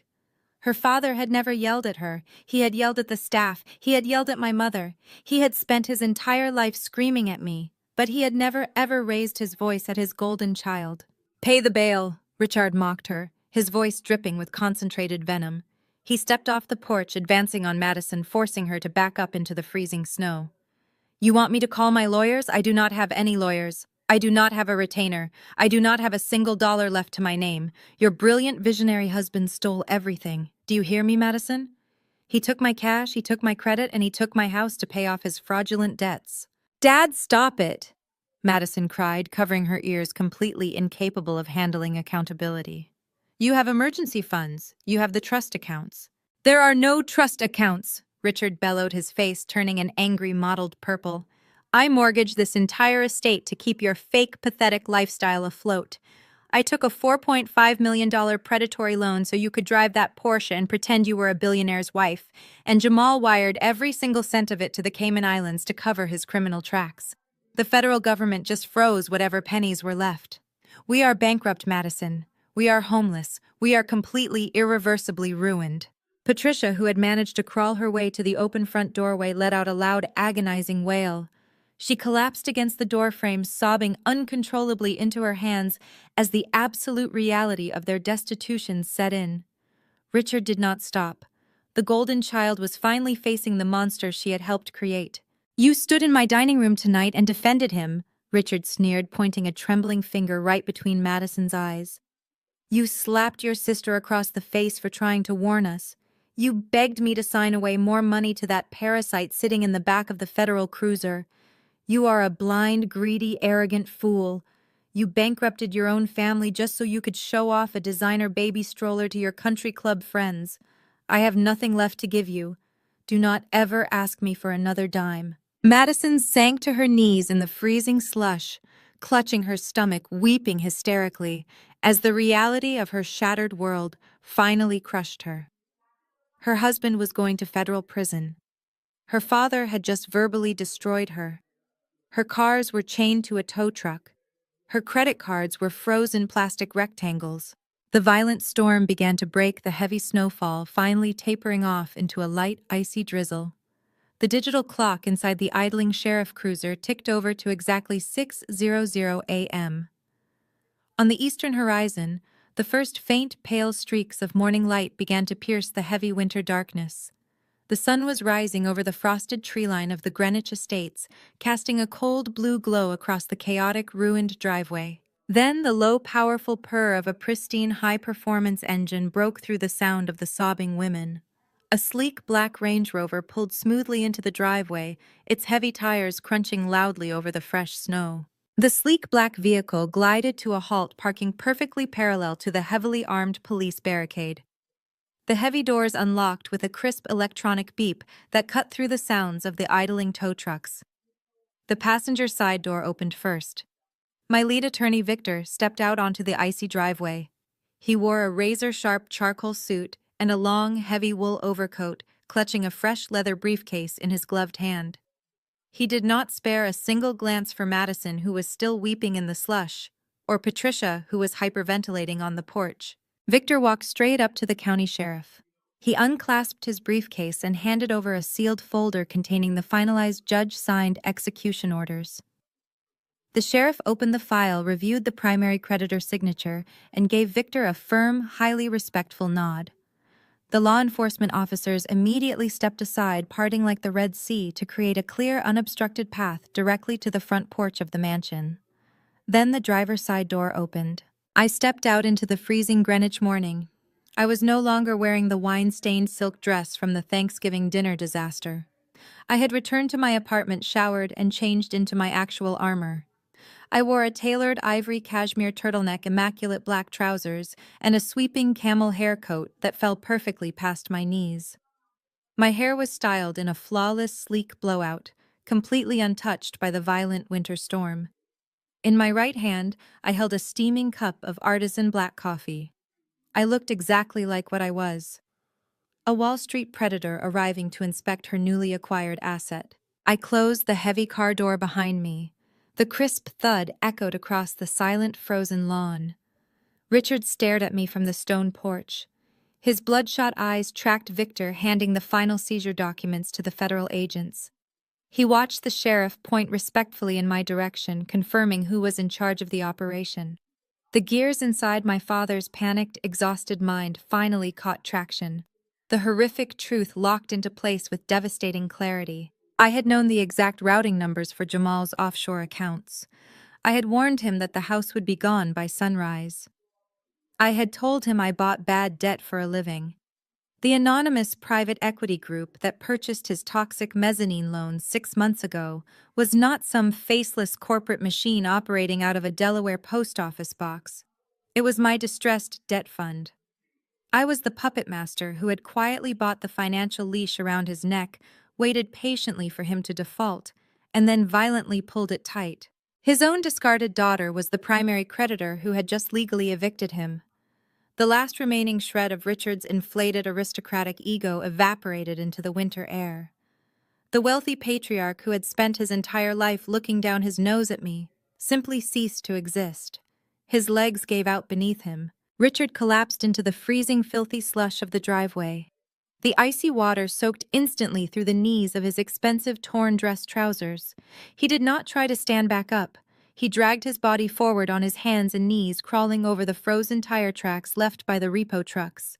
His bare, scraped hands slid against the harsh concrete as he dragged himself toward my feet. "Becca!" Richard wept, his voice cracking into a high, pathetic pitch that barely sounded human. He scrambled toward my designer boots, completely ignoring the federal agents, the sheriff, and his hyperventilating wife. "Becca, please. Oh my God, please tell me this is a mistake. Tell me you can stop them from doing this." I stood perfectly still, letting the hot steam from my coffee curl into the freezing air. I looked down at the man who had banished me to the streets 15 years ago. "There is no mistake, Richard," I said, my voice as smooth and cold as the ice beneath his bleeding knees. The loan defaulted at midnight. The acceleration clause was triggered. The federal courts have granted full possession to the creditor. I own the house. I own the cars. I own the jewelry in the safe. I own every single thing inside those walls. Richard lunged forward and grabbed the hem of my camel hair coat. His bloody, trembling fingers left a faint, pathetic smudge on the pristine fabric. "You cannot do this to us. You cannot do this to me. I am your father, Becca. We are blood. We are family. You cannot throw your own flesh and blood out into the snow like stray dogs." "You did it to me," I stated, simply, not raising my voice, not showing a single ounce of anger or vindictiveness. "You threw me out when I was 18 with nothing but a duffel bag to pay for Madison's wedding. You threw me out tonight because I refused to fund a criminal. You only remember that we are blood when your bank accounts are completely empty." "I was wrong," Richard sobbed, bowing his head until his forehead rested directly on the icy toe of my leather boot. He was fully debasing himself in front of the entire neighborhood, the police, and his own ruined family. "I was a blind fool. Jamal manipulated us. Madison blinded me with her demands. They used me, Becca. I see that now. They are parasites. But you are brilliant. You are a genius. You are exactly the daughter I always wanted. You proved it today. You won. Just please call off the sheriff. Give me 30 days to find the money. I will sign anything you want. I will give you whatever you ask for. Just do not let them take my home. Patricia let out a horrified gasp from the porch, her hands flying to her mouth. Richard, have you lost your mind? Get up off the ground right now. Richard ignored his wife entirely. He looked up at me, his face streaked with tears, dirt, and blood. He was actively throwing his golden child and his loyal wife directly under the bus, hoping to save his own skin. He had absolutely no loyalty to anyone but himself. I will kick them out, Richard pleaded, pointing a shaking finger at Madison, who was still kneeling in the snow beside the tow truck. I will throw Madison out right now. I will divorce Patricia and leave her with nothing. I will do whatever it takes to make this right. Just please, Becca, have mercy on your old man. I looked over at Madison. The golden child was staring at her father in absolute heartbroken horror. The man who had enabled her worst behavior, who had shielded her from every consequence her entire life, was now begging to trade her homelessness for a warm bed. I turned my gaze back down to Richard. I did not step away from him. I did not pull my coat from his desperate grip. I simply brought my coffee cup to my lips and took a slow, deliberate sip. The dark roast was perfectly bitter and wonderfully hot. You told me to get out and never come back. I said, my words dropping like heavy stones into the freezing morning air. I am just following the first half of your orders. Your 30 minutes are up. The sheriff stepped forward, his heavy boots crunching against the ice. He grabbed Richard by the bicep, hauling the weeping patriarch away from my camel hair coat with rough, uncompromising force. Richard stumbled his legs, refusing to support his weight, leaving a pathetic trail of bloody slush where he had been groveling. Patricia watched from the shattered doorway. She watched the absolute destruction of her husband's dignity. She saw the federal agents flanking the process server, completely unmoved by Richard's tears. She realized in a fraction of a second that her wealth was truly gone. The legal maneuvers had failed. The begging had failed. The eviction was actively happening. But Patricia had survived in high society for decades by mastering the art of manipulation. She knew the only thing that could halt a law enforcement operation was an immediate life-threatening medical emergency. She needed to stop the clock. She needed to buy time to get into a luxury hospital suite where she could hide behind doctors stalling the asset seizure while she figured out a plan. Patricia let out a sudden, strangled gasp that echoed loudly across the freezing lawn. She staggered forward, stepping off the covered porch and plunging her bare, manicured feet directly into the deep snow. She grabbed the left side of her chest, twisting her fingers violently into the silk fabric of her expensive robe. Her face contorted into a mask of pure agony. She collapsed onto the icy grass, her knees hitting the frozen earth hard. She arched her back, letting out a series of high-pitched, breathless wheezes, thrashing dramatically in the snow. Madison abandoned her impounded Porsche in an instant. She scrambled across the slippery driveway, her velvet slippers completely ruined, and threw her body over her mother. "Mom! Oh my God, Mom!" Madison shrieked, her voice tearing through the quiet winter morning. She looked up at me, her face twisted in absolute feral hatred. "You are killing her. The stress of this illegal eviction is giving her a massive heart attack. She cannot breathe. If she dies right here in the snow, it is entirely on your hands, you sociopath." The dramatic performance had its intended effect on the authorities. The federal agents instinctively stepped back, trained to pause operations during a severe medical crisis. The sheriff reached for the heavy black radio clipped to his tactical vest, preparing to call dispatch for an emergency medical unit. This was the exact loophole Patricia was counting on. A trip to the elite private cardiac wing of the Greenwich Medical Center, a week of bed rest in a VIP suite while her lawyers untangled the mess. I did not panic. I did not flinch. I did not show a single ounce of concern for the woman writhing in the snow at my feet. I held up my gloved hand, signaling the sheriff to stop. "Allow me, officer," I said, my voice completely devoid of any alarm. "She is my mother. I will handle the emergency response." I reached into the deep pocket of my coat and pulled out my smartphone. I did not rush. I deliberately took my time unlocking the screen. I tapped the numbers 911 and pressed the speakerphone button, holding the device out so the audio would broadcast clearly across the freezing driveway. The emergency dispatcher answered immediately, her professional voice cutting through Madison's hysterical crying. 911, what is your emergency? Yes, good morning, I replied, speaking with the calm, flat cadence of a woman ordering a morning coffee. I need an ambulance dispatched to a residence in Greenwich. I clearly recited the address of the estate. We have a female in her 60s claiming to experience severe chest pains and shortness of breath. It appears to be a suspected cardiac event. Madison glared up at me, screaming over the speakerphone. Tell them to hurry. She is turning pale. Tell them to call ahead to the Mount Sinai Private Cardiovascular Wing. Dr. Evans is her personal cardiologist. The dispatcher heard the screaming in the background and typed rapidly. Understood, ma'am. Paramedics are en route. Due to the location, they will likely transport the patient to the Greenwich Private Medical Center. Are there any specific medical instructions the responders should be aware of? I stepped closer to Patricia. Her eyes were squeezed shut, her chest heaving dramatically as she maintained her theatrical performance. I made sure I was standing directly over her before I spoke back into the phone. Actually, there is a highly specific instruction regarding her transport, I said, my voice echoing coldly over the speakerphone. Please explicitly direct the responding paramedics to bypass any private clinics. The patient must be transported strictly to the County General Public Hospital downtown. Do not send her to Mount Sinai or Greenwich Medical. The dispatcher paused, clearly confused by the request coming from one of the wealthiest zip codes in the state. Ma'am, County General is a public trauma center. If the patient has premium insurance, the private facilities are much closer and better equipped for rapid cardiac triage. I looked directly down at Patricia's trembling eyelids. The patient no longer has premium health insurance, I stated, delivering the absolute brutal truth with surgical precision.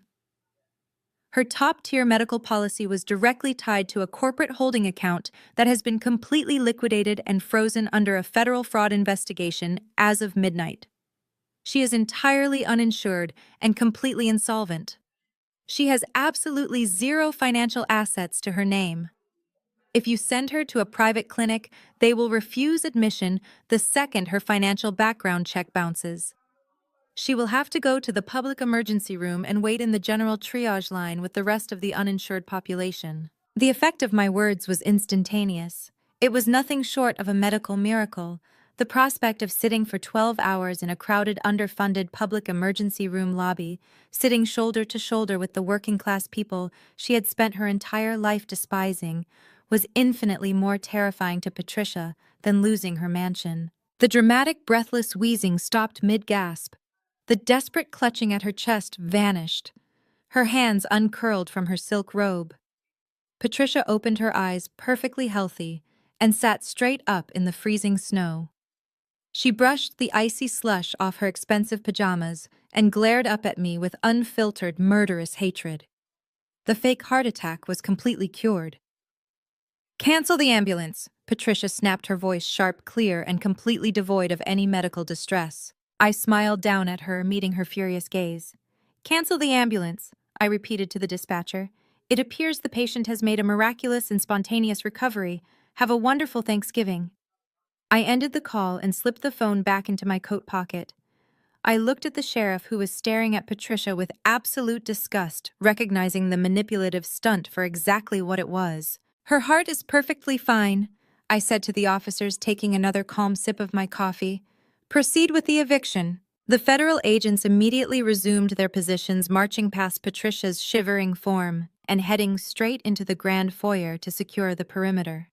The sheer volume of the morning chaos had finally breached the insulated, soundproofed walls of the surrounding estates. Between the roar of the diesel tow trucks, the flashing emergency strobes, Jamal being tackled to the concrete, and Patricia's theatrical screaming, the pristine, enforced silence of the elite Greenwich neighborhood had been utterly shattered. Across the wide, snow-covered street, massive iron gates hummed open. Heavy oak front doors swung wide.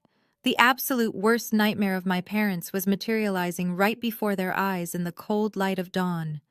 Their neighbors were waking up. These were not average bystanders. These were the titans of industry, the hedge fund managers, the country club, board members, and the elite socialites that Richard and Patricia had spent 3 decades aggressively trying to impress. They stepped out onto their sprawling, colonnaded porches, wrapped in thick cashmere robes and expensive winter coats. Directly across the street, the CEO of a major pharmaceutical company stood on his driveway, holding a mug of tea, watching the spectacle with undisguised fascination. Next door, the chairwoman of the annual charity gala, a woman my mother had desperately brown-nosed for years to get on the steering committee, was leaning over her stone balcony. And they were not just watching, they were holding up their smartphones. The bright, sharp flashes of camera lenses pierced the morning twilight. They were recording the entire raid. They were filming the federal agents hauling boxes of evidence out of the house. They were filming the tow trucks chaining up the Mercedes and the Porsche. And most devastatingly, they were filming Richard and Patricia kneeling in the filthy, freezing slush of their own driveway, completely stripped of their wealth and dignity. The social execution was absolute. Richard looked up from the ice and saw the glowing screens of the smartphones pointed directly at his ruined face. The financial destruction had broken his spirit, but this public humiliation utterly destroyed his soul. For a narcissist who had built his entire identity on the perception of superiority, being recorded as a destitute fraud by his own peers was a fate far worse than death. He scrambled backward like a frightened animal trying to hide behind the thick stone pillars of the porch. He threw his frozen, bleeding hands over his face, attempting to shield himself from the camera lenses. He whimpered a hollow, broken sound, completely paralyzed by the shame of his public exposure. Patricia crawled toward the hedges, wrapping her soaked, mud-stained silk robe tightly around her shivering shoulders, desperately trying to hide her face from the very women she had bragged to just yesterday. While her parents wallowed in the paralyzing agony of their destroyed social standing, Madison experienced a very different reaction. The golden child possessed a deeply ingrained, feral instinct for pure greed. Seeing her father broken and her mother humiliated did not trigger any sense of familial loyalty or grief in her. It triggered a ruthless survival mechanism.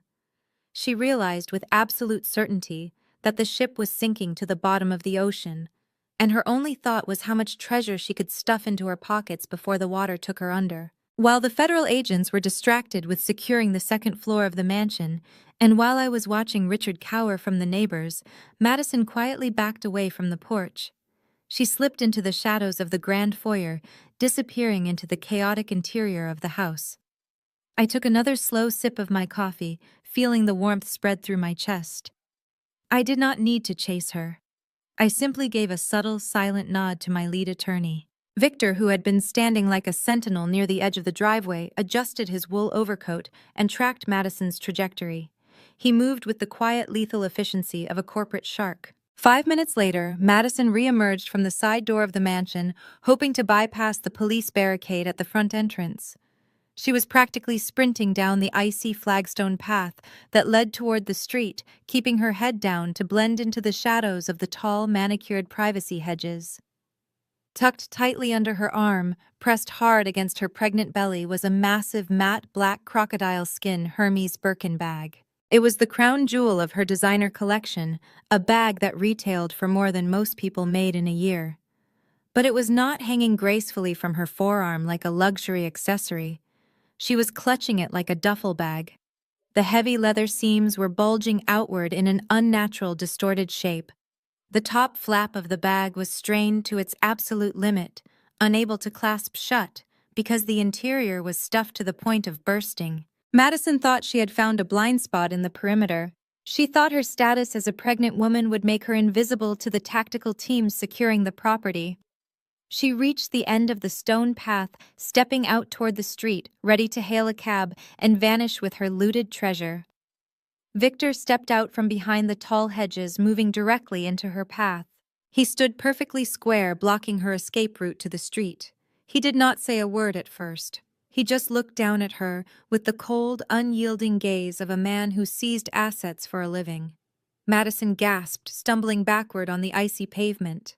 She pulled the bulging Birkin bag even tighter against her chest, her knuckles turning white as she gripped the crocodile leather handles. She tried to shoulder past him, instantly deploying her usual entitled aggressive attitude. "Get out of my way!" Madison hissed, her voice trembling with panic and rage. She tried to step to the left, but Victor mirrored her movement, effortlessly blocking the path. "I am pregnant, I am freezing, and I am leaving this property. You cannot legally hold me here. This is my personal handbag. Step aside before I press charges for harassment." Victor did not flinch. He did not yield a single inch of ground. He reached out with his gloved hand and firmly clamped his fingers around the thick leather handle of the Birkin bag. His grip was absolute steel. Madison tried to yank the bag away, but Victor's arm did not even move. The standoff froze them in place on the snowy path. "Open it!" Victor commanded, his voice sharp, authoritative, and completely devoid of negotiation. "Every asset inside this house is now collateral." Madison dug her manicured nails into the crocodile leather, her eyes wide with a mixture of terror and defiance. She yanked backward with all her remaining strength, but she was fighting a man who orchestrated hostile takeovers for a living. Victor did not engage in a tug-of-war. He simply twisted his wrist, applying sharp, calculated torque to the handle of the overloaded bag. The strained golden clasp, already pushed to its absolute limit by the sheer volume of looted goods stuffed inside, snapped open with a sharp metallic crack. Victor stepped to the side and aggressively ripped the bottom of the bag upward. Madison screamed as her prized Birkin was inverted. The contents did not just fall out. They cascaded into the dirty, freezing slush of the driveway in a heavy, glittering waterfall of absolute desperation. The snow was instantly covered in the remnants of Richard and Patricia's fraudulent empire. Thick rubber-banded stacks of emergency $100 bills hit the ice with heavy thuds. Velvet jewelry boxes tumbled open, spilling heavy diamond tennis bracelets, emerald necklaces, and Patricia's treasured vintage pearl chokers into the mud. Half a dozen solid gold Rolex watches, the ones Richard kept locked in his biometric wall safe, clattered harshly against the freezing concrete. Madison had not just been trying to save her own designer maternity wear. The golden child, realizing the ship was sinking, had sprinted straight to her parents' private safe and completely cleared it out. She had actively tried to rob her own mother and father blind to fund her escape. Richard and Patricia, who had been shivering near the front porch under the watchful eyes of the federal agents, heard the clatter of heavy gold hitting the pavement. They turned their heads, their eyes widening in fresh absolute horror as they recognized their most prized possessions scattered in the snow at their daughter's feet. "My grandmother's necklace!" Patricia gasped, her voice trembling as she pointed a shaking finger at the pearls sinking into the gray slush. She looked at her favorite daughter as if staring at a stranger. "Madison, you broke into our safe. While your father was being evicted, you were stealing our last emergency funds." Madison dropped the empty Birkin bag. She fell to her knees in the freezing mud, frantically clawing at the icy snow, trying to scoop up the scattered stacks of wet cash and shove them into the pockets of her silk pajamas. "It is my inheritance!" she shrieked, her voice completely unhinged. "You promised me this money, Dad. You said I would never have to struggle. I need this for the baby. Jamal is gone. I need the cash." The county sheriff, who had been monitoring the perimeter, marched heavily down the stone pathway. He did not ask her to stop. He reached down, grabbed Madison by the back of her silk collar, and hoisted her roughly to her feet. "Step away from the seized assets right now," the sheriff commanded, his voice booming with absolute unforgiving authority. "Every single item on the ground is now the legal property of the primary creditor. If you attempt to conceal or remove one more dollar bill from this property, I will place you in handcuffs for grand larceny and obstruction of justice." Madison froze, her wet hands hovering over a glittering Rolex. She looked up at the sheriff, then over at the federal agents who were currently shoving her husband into the back of a transport vehicle. The sheer terrifying reality of federal prison finally pierced her delusion. She slowly stood up, stepping back from the pile of looted wealth, sobbing uncontrollably into her freezing hands. Victor signaled to one of the process servers waiting near the porch. The young man walked forward carrying a standard cardboard box of heavy-duty black plastic construction trash bags. He snapped 3 of the large bags off the roll, the thick plastic rustling loudly in the quiet winter morning. Victor took the bags and walked up the stone steps. He handed one directly to Richard, one to Patricia, and threw the third one into the snow at Madison's feet. "You have exactly 5 minutes to re-enter the premises under armed escort," Victor announced, projecting his voice so the entire ruined family could hear their final terms. "You may gather essential non-luxury clothing. You may gather basic toiletries and required prescription medications. You are strictly forbidden from packing electronics, designer accessories, jewelry artwork, or financial documents. If you attempt to hide any high-value collateral in these bags, you will be arrested for theft. When your 5 minutes are up, you will walk out of those doors, and you will never step foot on this property again." Patricia stared at the cheap black plastic bag in her trembling hands. The woman who had spent 30 years organizing charity galas and bragging about her imported Italian luggage was now being ordered to pack her entire existence into a garbage bag. She looked at Richard silently, begging him to fix it to find a loophole to wake her up from this nightmare. Richard did not look at her. He took his black trash bag, his shoulders slumping in total irreversible defeat, and shuffled through the shattered doorway of his former mansion, flanked heavily by an armed federal agent. The next 5 minutes were a masterclass in psychological devastation. Through the large bay windows, the neighbors watched as the wealthy, arrogant family scrambled frantically through their own home like common looters. They stuffed wool sweaters, socks, and basic winter coats into the black plastic. Madison wept hysterically as an agent forced her to leave her massive collection of designer shoes behind. Patricia hyperventilated as she bypassed her walk-in closet of fur coats, grabbing only a pair of sweatpants and a heavy winter parka. Exactly 5 minutes later, the sheriff ordered them out. They marched out onto the front porch. The contrast was staggering. Just yesterday, they had stood on this very porch, radiating wealth power and untouchable arrogance. Now they stood shivering in the biting wind, their hair disheveled, their faces bruised and stained with tears, each clutching a single black garbage bag filled with cheap clothing. They looked exactly like what they were: bankrupt, evicted, and utterly ruined. I stood at the base of the stone steps, my camel hair coat perfectly pristine, sipping the last warm drop of my coffee. I watched them trudge heavily down the icy path toward the street edge, entirely stripped to the bone. They had no cars, they had no cash, they had absolutely nowhere to go. I stepped up onto the expansive stone porch of my newly acquired multi-million-dollar asset. I reached into my coat pocket and pulled out my smartphone. I opened the encrypted smart home application that my tech team had forcibly bypassed and seized from Richard's server just moments ago. The heavy custom oak front door stood wide open, the cold wind blowing through the grand foyer. The digital keypad mounted on the stone wall next to the door was flashing a steady, angry red, completely locked out of its original network. I tapped a sequence of commands into my phone. I initiated the master system override. A sharp electronic beep echoed across the porch. The digital keypad instantly stopped flashing red. It shifted to a bright, solid, vibrant green, signaling that the entire estate had just recalibrated to my exclusive master code. I looked over my shoulder. Richard, Patricia, and Madison were standing on the icy curb next to the street, clutching their garbage bags, watching me. Their faces were portraits of absolute agonizing despair. I did not wave. I did not smile. I simply reached out and grabbed the heavy brass handle. With one smooth, deliberate motion, I pulled the massive oak door shut. The heavy steel deadbolts engaged automatically with a loud mechanical and deeply satisfying click, permanently locking my family out in the cold. The heavy steel deadbolts engaging sent a final resonating echo across the frosted lawn. I turned away from the massive oak door of my new property, pulling the collar of my camel hair coat tighter against the biting winter wind.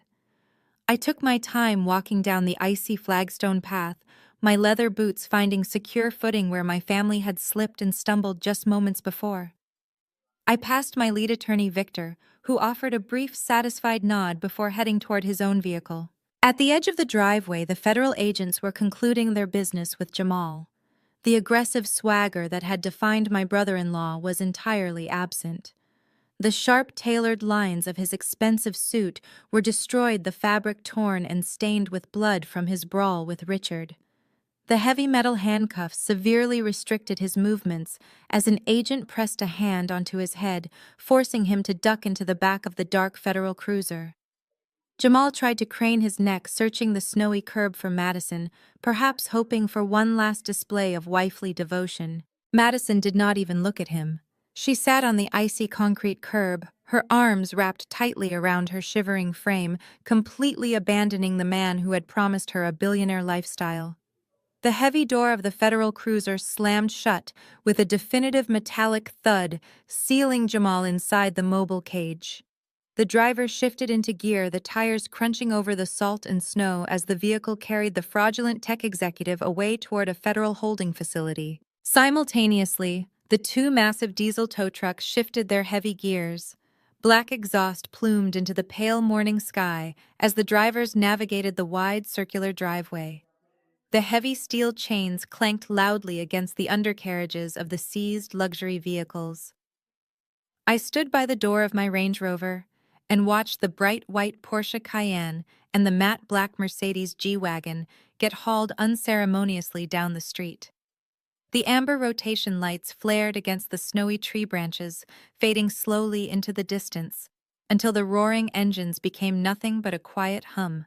The driveway was now entirely empty, stripped of every single status symbol my parents and sister had worshipped. I turned my attention to the curb. Richard, Patricia, and Madison were huddled together on the frozen concrete, surrounded by the remnants of the brutal winter storm. They had been reduced to sitting directly on their cheap black plastic trash bags to keep their bare skin off the freezing ice. Richard stared blankly at his scraped, bleeding hands, his jaw bruised and swollen from the fight with Jamal. The patriarch who had ruled his household with iron-fisted arrogance was completely hollowed out. Patricia was shivering violently in her mismatched sweatpants and heavy parka, her perfectly highlighted hair plastered to her wet forehead. She kept looking up and down the wealthy street, terrified that the neighbors might still be watching her ultimate degradation from their warm, luxurious porches. Madison sat curled into a tight ball, her ruined velvet slippers soaking in a puddle of freezing slush, her face buried in her knees as she wept with loud, ragged gasps. They were entirely isolated. No friends were coming to rescue them. No high-priced fixers were answering their calls. They had no cash to hail a taxi and nowhere to go even if they could afford the fare. I opened the heavy door of my Range Rover and climbed into the driver's seat. The heated leather embraced me instantly, pushing away the sharp winter chill. I started the engine, the powerful motor humming smoothly to life. I shifted the vehicle into drive and let the tires roll slowly over the fresh snow, guiding the large SUV toward the street edge. I pulled the car right alongside the curb where my family sat shivering on their garbage bags. I brought the vehicle to a complete stop and pressed the button to roll down the passenger side window. The tinted glass slid down smoothly, releasing a blast of warm, climate-controlled air from my cabin directly into the freezing morning wind. Patricia lifted her head, her face pale and streaked with dirt and ruined makeup. Her eyes darted wildly, searching my face for a single ounce of the submissive, desperate daughter she had banished years ago. She found absolutely nothing but a cold, calculating professional, her pride finally shattered under the weight of her immediate survival instincts. She crawled forward slightly, her hands gripping the edges of her black trash bag. "Becca, please!" Patricia cried out, her voice cracking with pure, unfiltered desperation. The frosty air turned her ragged breath into white clouds. "Where are we supposed to go?" I leaned across the center console, resting my arm casually against the passenger seat. I looked at the woman who had spent my entire life telling me I was worthless, the woman who had allowed my father to throw me out into the snow to protect a fraud. I offered her a bright, completely genuine smile. "Try a homeless shelter," I said, my voice crisp and cheerful, cutting right through the miserable winter wind. "I hear they serve great turkey on Thanksgiving." I did not wait for her reaction. I did not care to see the fresh wave of horror wash over her face. I pressed the button to roll the tinted window back up, sealing off the freezing air and the pathetic sounds of my family weeping on the curb. I pressed my foot firmly onto the accelerator. The Range Rover surged forward, leaving Richard, Patricia, and Madison completely abandoned in the snow, surrounded by the icy wreckage of their own making. 3 months later, the brutal winter storms had long since melted away, replaced by the crisp, biting winds of early spring in Manhattan. I sat at the head of a massive polished glass conference table in my midtown office, finalizing the quarterly reports for my distressed debt fund. The aggressive acquisition of Richard's loan portfolio had yielded a phenomenal return on investment, solidifying my firm's reputation as a ruthless entity in the secondary market. The financial world praised my tactical brilliance, entirely unaware of the deep personal history tied to that specific ledger. My assistant stepped into the boardroom, handing me a freshly printed legal brief. I scanned the top sheet, my eyes catching the updated docket numbers for the Federal Circuit Court. The wheels of justice moved slowly, but they moved with absolute certainty. Jamal was currently sitting in a maximum security detention center, his request for bail denied a second time due to extreme flight risk. The federal prosecutors had uncovered even more offshore accounts, guaranteeing that his upcoming trial would end in a lengthy, devastating prison sentence. I signed the bottom of the brief and handed it back to my assistant, my mind shifting seamlessly to my afternoon schedule. The legal briefs on my desk painted a vivid picture of absolute devastation. Jamal was not just denied bail. He was actively negotiating a plea deal that would guarantee him a minimum of 10 years in a federal penitentiary. The prosecutors had seized every hidden account, leaving him to rot in a concrete holding cell without a single dime for commissary snacks or a private defense attorney. Richard and Patricia were faring even worse out in the real world. The foreclosure of the Greenwich estate did not magically erase their financial obligations. The deficiency judgments from their various defaulted credit lines meant that any legally earned income was instantly garnished by multiple creditors. The former country club elites were now renting a tiny roach-infested studio apartment deep in a forgotten industrial sector of Queens. Richard, a man who used to scream at financial advisors over minor portfolio dips, was now working the graveyard shift stocking heavy inventory at a big box retail store. His knees were failing, his pride was entirely broken, and his minimum wage paycheck was devoured by taxes and debt collectors before it even printed. Patricia fared no better. The woman who once spent $10,000 on a single weekend spa retreat now spent 8 hours a day standing on her swollen feet, folding cheap synthetic sweaters at a discount clothing outlet. Her hands were calloused, her social circle had completely evaporated, and her former bridge club friends pretended they did not know her when they accidentally crossed paths. They had nothing left but their resentment and the miserable cramped walls of their apartment. But the most poetic execution of karma belonged to Madison. The golden child was currently in her 3rd trimester, heavily pregnant and completely abandoned. When the federal agents hauled Jamal away, Madison had immediately filed for divorce, desperately hoping to sever herself from his criminal liability and shield whatever hidden cash she thought she could salvage. It was a spectacular failure. The government seized her frozen bank accounts, liquidated her jewelry, and flagged her social security number. Stripped of her fraudulent wealth and her enabling parents, Madison faced the ultimate terror for a spoiled socialite. She actually had to get a job. Lacking any real-world skills, a college degree, or a basic work ethic, her employment options were severely limited. She was forced to take a job as a waitress at an upscale, hyper-exclusive French bistro in the heart of Manhattan. It was the exact type of pretentious, overpriced establishment where she used to spend her afternoons aggressively snapping her manicured fingers at the service staff, complaining about the temperature of her sparkling water, and leaving insulting $0 tips. Now, she was the one wearing the stained apron, forced to smile and bow her head to wealthy patrons who looked right through her. I stepped out of my sleek black car and handed the keys to the valet standing in front of that exact French bistro. I had not picked the restaurant to torture my sister. My newest client, a ruthless real estate developer, had chosen the location for our introductory lunch. The universe simply possessed a phenomenal razor-sharp sense of irony. I walked through the heavy glass doors, the warmth of the bustling restaurant enveloping me. I wore a sharp-tailored navy blue power suit, my heels clicking confidently against the polished mosaic floor. The maitre d' greeted me immediately, recognizing my name from the exclusive reservation list, and escorted me to a prime corner booth bathed in natural light. My client was running 10 minutes late, which gave me a moment to sip my sparkling water and review my digital portfolio on my tablet. The ambient noise of clinking silver and wealthy chatter filled the room. I kept my eyes on my screen focused entirely on the upcoming negotiation. I heard the soft, hesitant scuff of rubber-soled work shoes approaching my table. Good afternoon. Welcome to Le Petit Jardin. My name is Madison, and I will be taking care of you today. Can I start you off with an appetizer, or perhaps a look at our wine selection? The voice was exhausted, strained, and painfully familiar. It lacked the arrogant, piercing shriek that usually defined her tone. It was the beaten, submissive voice of a service worker desperate not to anger a high-paying customer. I slowly locked my tablet screen. I placed it gently onto the pristine white tablecloth. Then I looked up. Madison was standing next to my booth. She wore a tight, uncomfortable black uniform shirt that stretched awkwardly over her pregnant belly.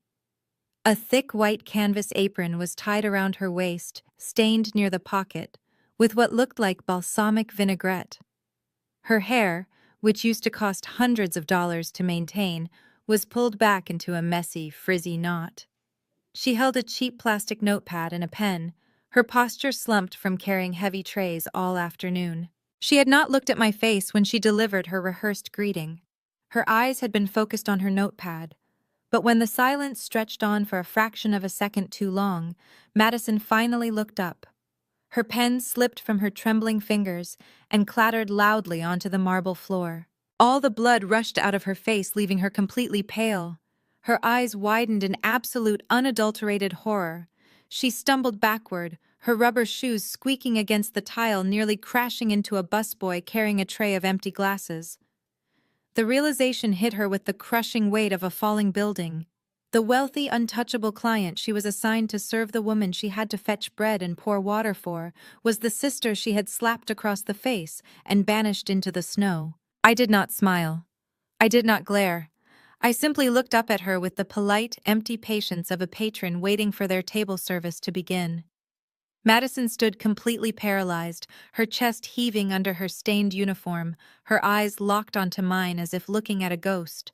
The busboy behind her cleared his throat loudly, annoyed by the sudden roadblock she had created in the narrow dining aisle. The sharp sound snapped Madison out of her trance.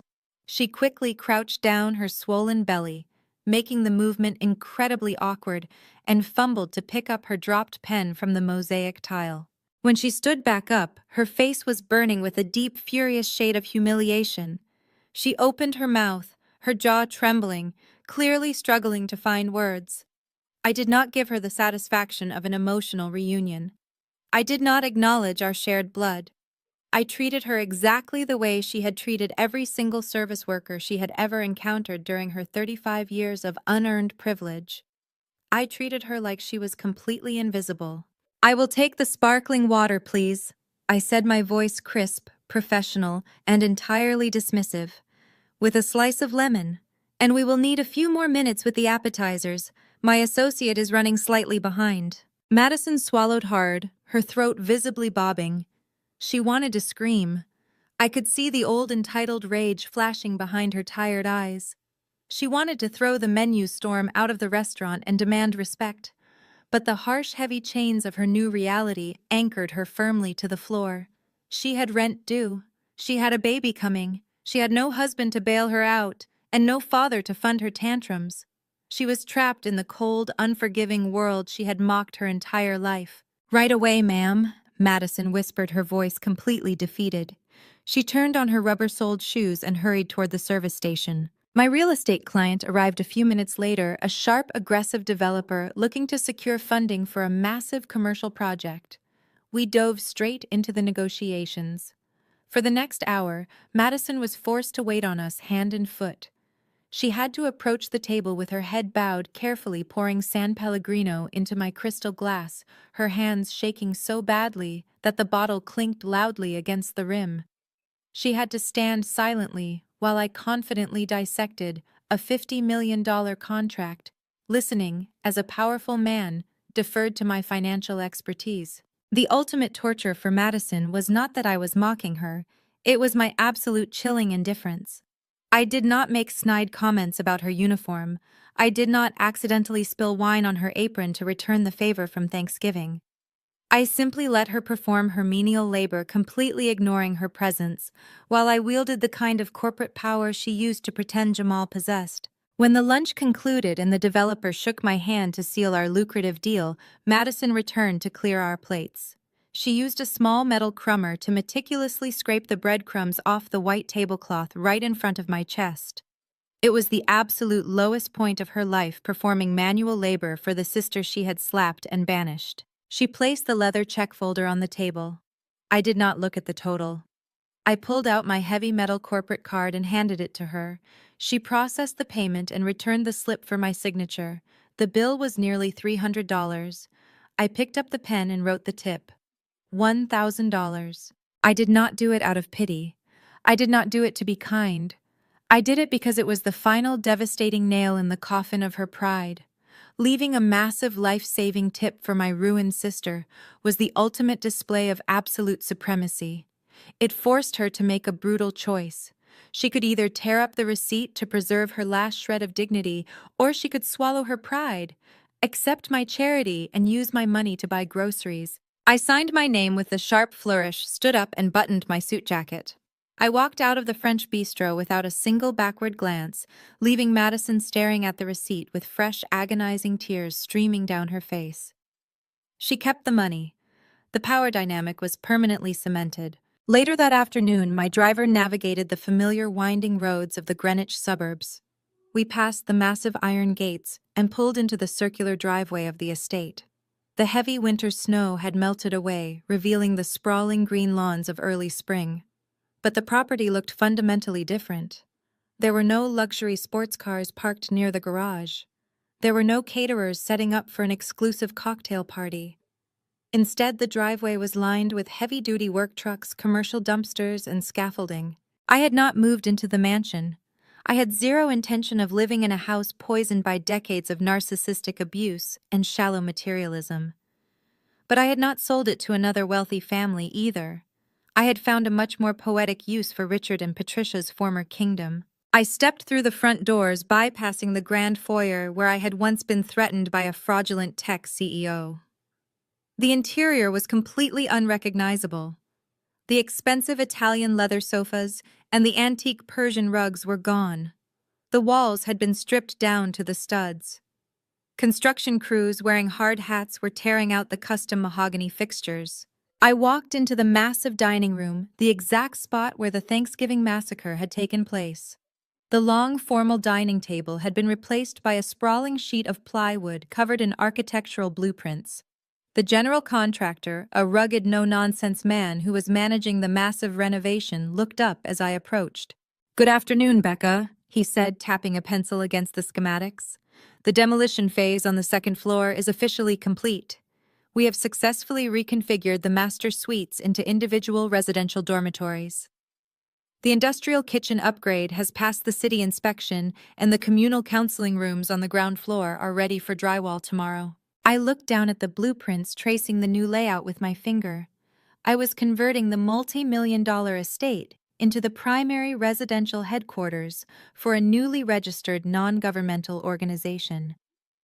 The foundation, fully funded by a portion of my investment firm's profits, was specifically designed to provide emergency housing, financial literacy training, and legal support for young adults who had been financially abused, manipulated, or abandoned by their toxic families. I was physically ripping out the legacy of Richard's arrogant exclusivity and replacing it with a sanctuary for people who had survived the exact same trauma I had. The house that was meant to be a monument to their fake superiority was going to become a monument to their victims. "The plans look flawless," I said, pulling a sleek pen from my jacket pocket. You have authorization to proceed with the final construction phase. Let us get this facility operational by autumn. I signed my name across the bottom of the master permit, officially greenlighting the final transformation of the estate. The heavy, dark energy of my past felt like it was finally dissolving into the fresh spring air, blowing through the open, gutted windows. Just as the ink dried on the paper, my phone buzzed violently against the wooden table. I picked up the device, the screen illuminated with a new message notification. It was not an email from Victor or a calendar alert from my assistant. It was a massive, sprawling wall of text from an unsaved number. I did not need caller identification to recognize the desperate, frantic cadence of the writing. It was from Patricia. The message was a frantic, rambling essay filled with spelling errors and wild emotional swings. She detailed the absolute misery of the roach-infested apartment in Queens. She complained about her swollen feet from her retail job. And then, burying the lead beneath a mountain of self-pity, came the ultimate sickening request. She was begging for a loan. She claimed Madison's due date was approaching, the baby was coming, and they had absolutely zero cash for a crib formula or basic medical supplies. Patricia was invoking the name of her unborn grandchild, desperately pleading for family loyalty, and begging me to wire them emergency funds before they were completely destitute. I stood in the center of the gutted dining room, the heavy construction dust swirling in the shafts of early spring sunlight. My eyes traced the frantic, sprawling block of text glowing on my phone screen. Patricia had managed to pack 33 years of toxic manipulation, gaslighting, and absolute delusion into a single digital message. "Becca, you have to help us!" The text began with a desperate, pleading tone before immediately pivoting into aggressive demands. "Madison is due in 3 weeks. We have absolutely zero cash. The baby needs a crib formula and winter clothes. You cannot let your own flesh and blood sleep in a cardboard box in a roach-infested apartment in Queens. Jamal ruined us completely. We are victims here. You have millions of dollars. You proved your point, but now an innocent child is involved. You are an aunt. We are your family. God will punish your cold heart if you turn your back on a helpless baby. Wire us $10,000 right now. Call me immediately." I stared at the glowing pixels. I stood in the exact physical location where just months ago my father had thrown me out into a freezing blizzard to protect a fraud. I stood where my mother had watched my sister slap me across the face and then rushed to check if my sister's maternity dress had been stained. I waited for the familiar burning spike of adrenaline to hit my chest. I waited for the crushing weight of lifelong guilt to settle over my shoulders. I waited for the desperate, screaming urge to type out a massive, thoroughly documented response detailing exactly how they had brought this absolute ruin upon themselves. I waited to feel the need to defend my character against her threat of divine punishment. But as I stood there listening to the distant rhythmic hammering of the construction crew rebuilding the estate, the profound realization washed over me. The adrenaline never came. The guilt was completely evaporated. The anger, the bitter resentment, the desperate childhood need to force them to understand my perspective, it was all entirely gone. I looked at the message, and I felt absolutely nothing. There was no sadness. There was no joy. There was no petty, vindictive thrill at reading my mother beg for scraps. I looked at the frantic words of a woman who had spent my entire life breaking my spirit, and I felt the exact same level of emotional attachment I would feel reading a spam email from a stranger. The opposite of love is not hate. Hate requires passion. Hate requires energy. Hate requires you to care deeply about the object of your fury. The true opposite of love is absolute chilling indifference. Patricia was trying to use a yet-to-be-born child as a financial hostage. She was refusing to acknowledge that Richard had gambled their entire existence on a Ponzi scheme. She was demanding I fix a disaster they had violently engineered. Sending her $10,000 would not save that baby. It would just feed the parasite. It would teach them that my boundaries were negotiable, that if they cried loud enough and used enough religious guilt, the ATM would magically turn back on. I did not type a single letter in response. I did not send a witty, devastating comeback to remind her that she was currently living in the exact poverty she used to mock. They had already faced their legal and financial executions. My participation in their narrative was officially over. I tapped the small information icon at the top of the unsaved number. I scrolled down past the location data and the notification settings. I pressed my thumb against the bright red text at the very bottom of the screen. Block this caller. A confirmation window popped up warning me that I would not receive phone calls, messages, or FaceTime from people on the block list. I did not hesitate. I tapped block. Then I swiped left on the entire message thread and hit delete. The screen blinked, returning to my empty, pristine inbox. The digital umbilical cord was permanently, irreversibly severed. I slipped the phone back into the pocket of my tailored navy suit. I took a deep, cleansing breath of the fresh air blowing through the open, windowless frames of the mansion. "Is the layout to your satisfaction, Becca?" The general contractor walked over, rolling up a set of large architectural blueprints.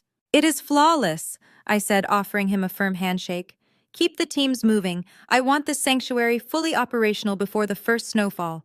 Send the final invoices directly to my corporate office." I turned my back on the gutted estate.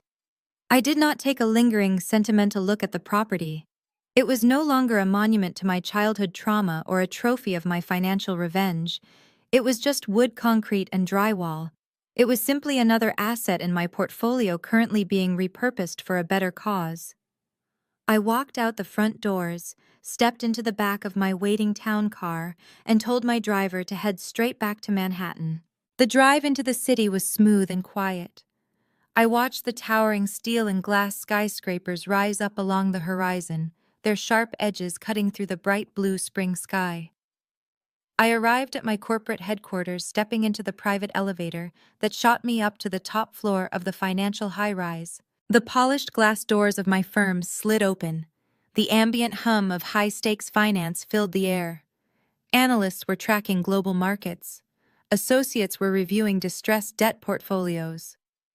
I walked past them, all my heels clicking confidently against the marble floor, completely in my element. I approached the massive glass-walled boardroom at the end of the hall. My executive team was already seated around the long table, reviewing the projections for our next multi-million-dollar acquisition. As I opened the heavy glass door, the morning sunlight flooded the room, reflecting brilliantly off the polished mahogany table and illuminating the panoramic view of the empire I had built entirely with my own two hands. My phone remained completely silent in my pocket. I took my seat at the head of the table. I looked at the brilliant, dedicated professionals who respected my intellect, valued my leadership, and stood by me through every corporate battle. This was my true family. This was my legacy. I opened my portfolio, feeling a profound, absolute lightness in my chest. For the first time in 33 years, there was no shadow looming over my shoulder. There were no arrogant voices telling me I was not enough. I looked out at the bright, endless horizon of the city skyline and I smiled. It was not a smile of vengeance or a smirk of petty victory. It was a genuine, beautiful, completely unburdened smile. I had survived the fire, I had burned their fraudulent kingdom to ash, and now the rest of my life belonged solely to me. The story of Becca's financial revenge highlights a profound lesson about healing. True power doesn't come from vengeance, but from absolute indifference. For years, she chased the validation of a toxic family that viewed her as disposable. Yet her ultimate victory wasn't seizing their mansion or freezing their accounts. It was reading her mother's desperate text and feeling absolutely nothing. This teaches us that we cannot heal by waiting for our abusers to change. Instead, we must reclaim our narrative and build our own success. If you've ever had to cut toxic ties to protect your peace, share your story and comment below.